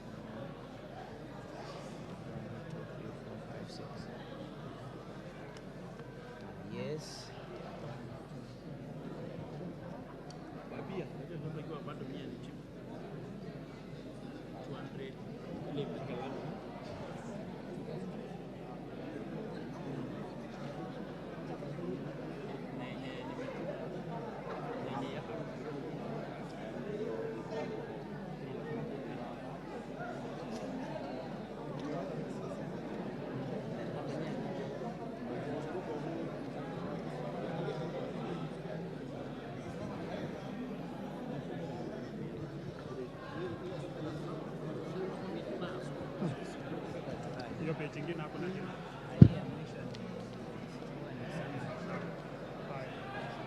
Now let's totalize.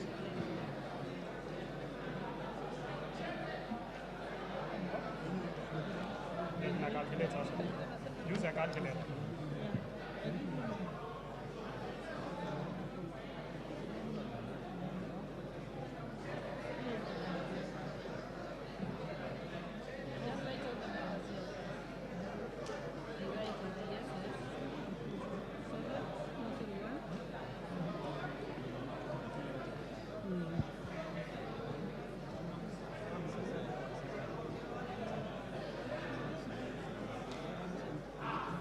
Yeah, I'm gonna absent. No, it's good. Okay. Absent. And abstain. Abstain plus.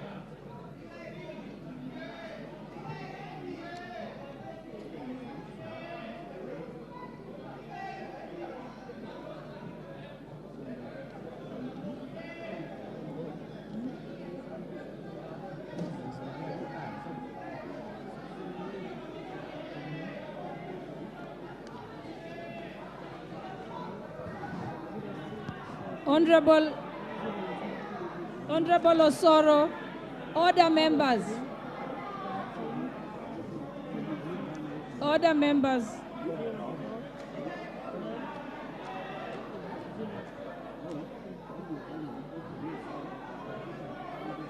Hii chair, hii ni chair. Sasa kandidata iko wapi?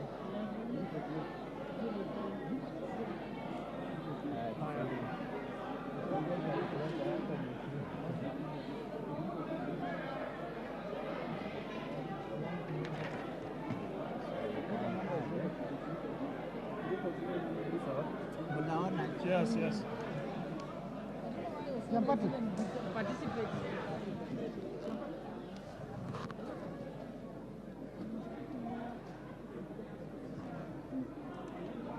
Yes, she can vote. She can actually vote.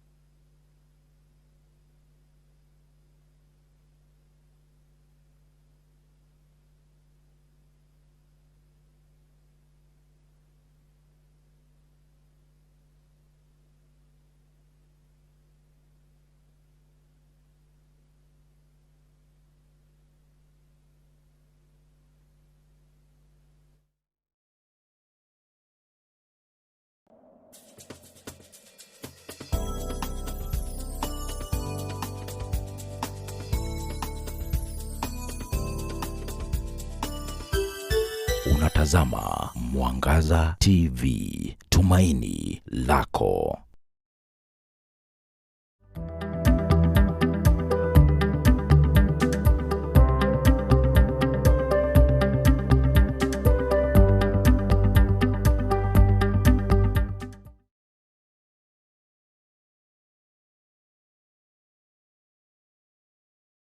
Unajua haujanisahau, mimi najua huwezi kuniacha. Najua Baba una mpango mwema juu ya maisha yangu. Kwa majina ni Lydia Joy Kaimuri na nimeokoka. Mimi ndio nimeimba huo wimbo, na kunisupport kupitia kwa Skiza Tune una dial *837 *2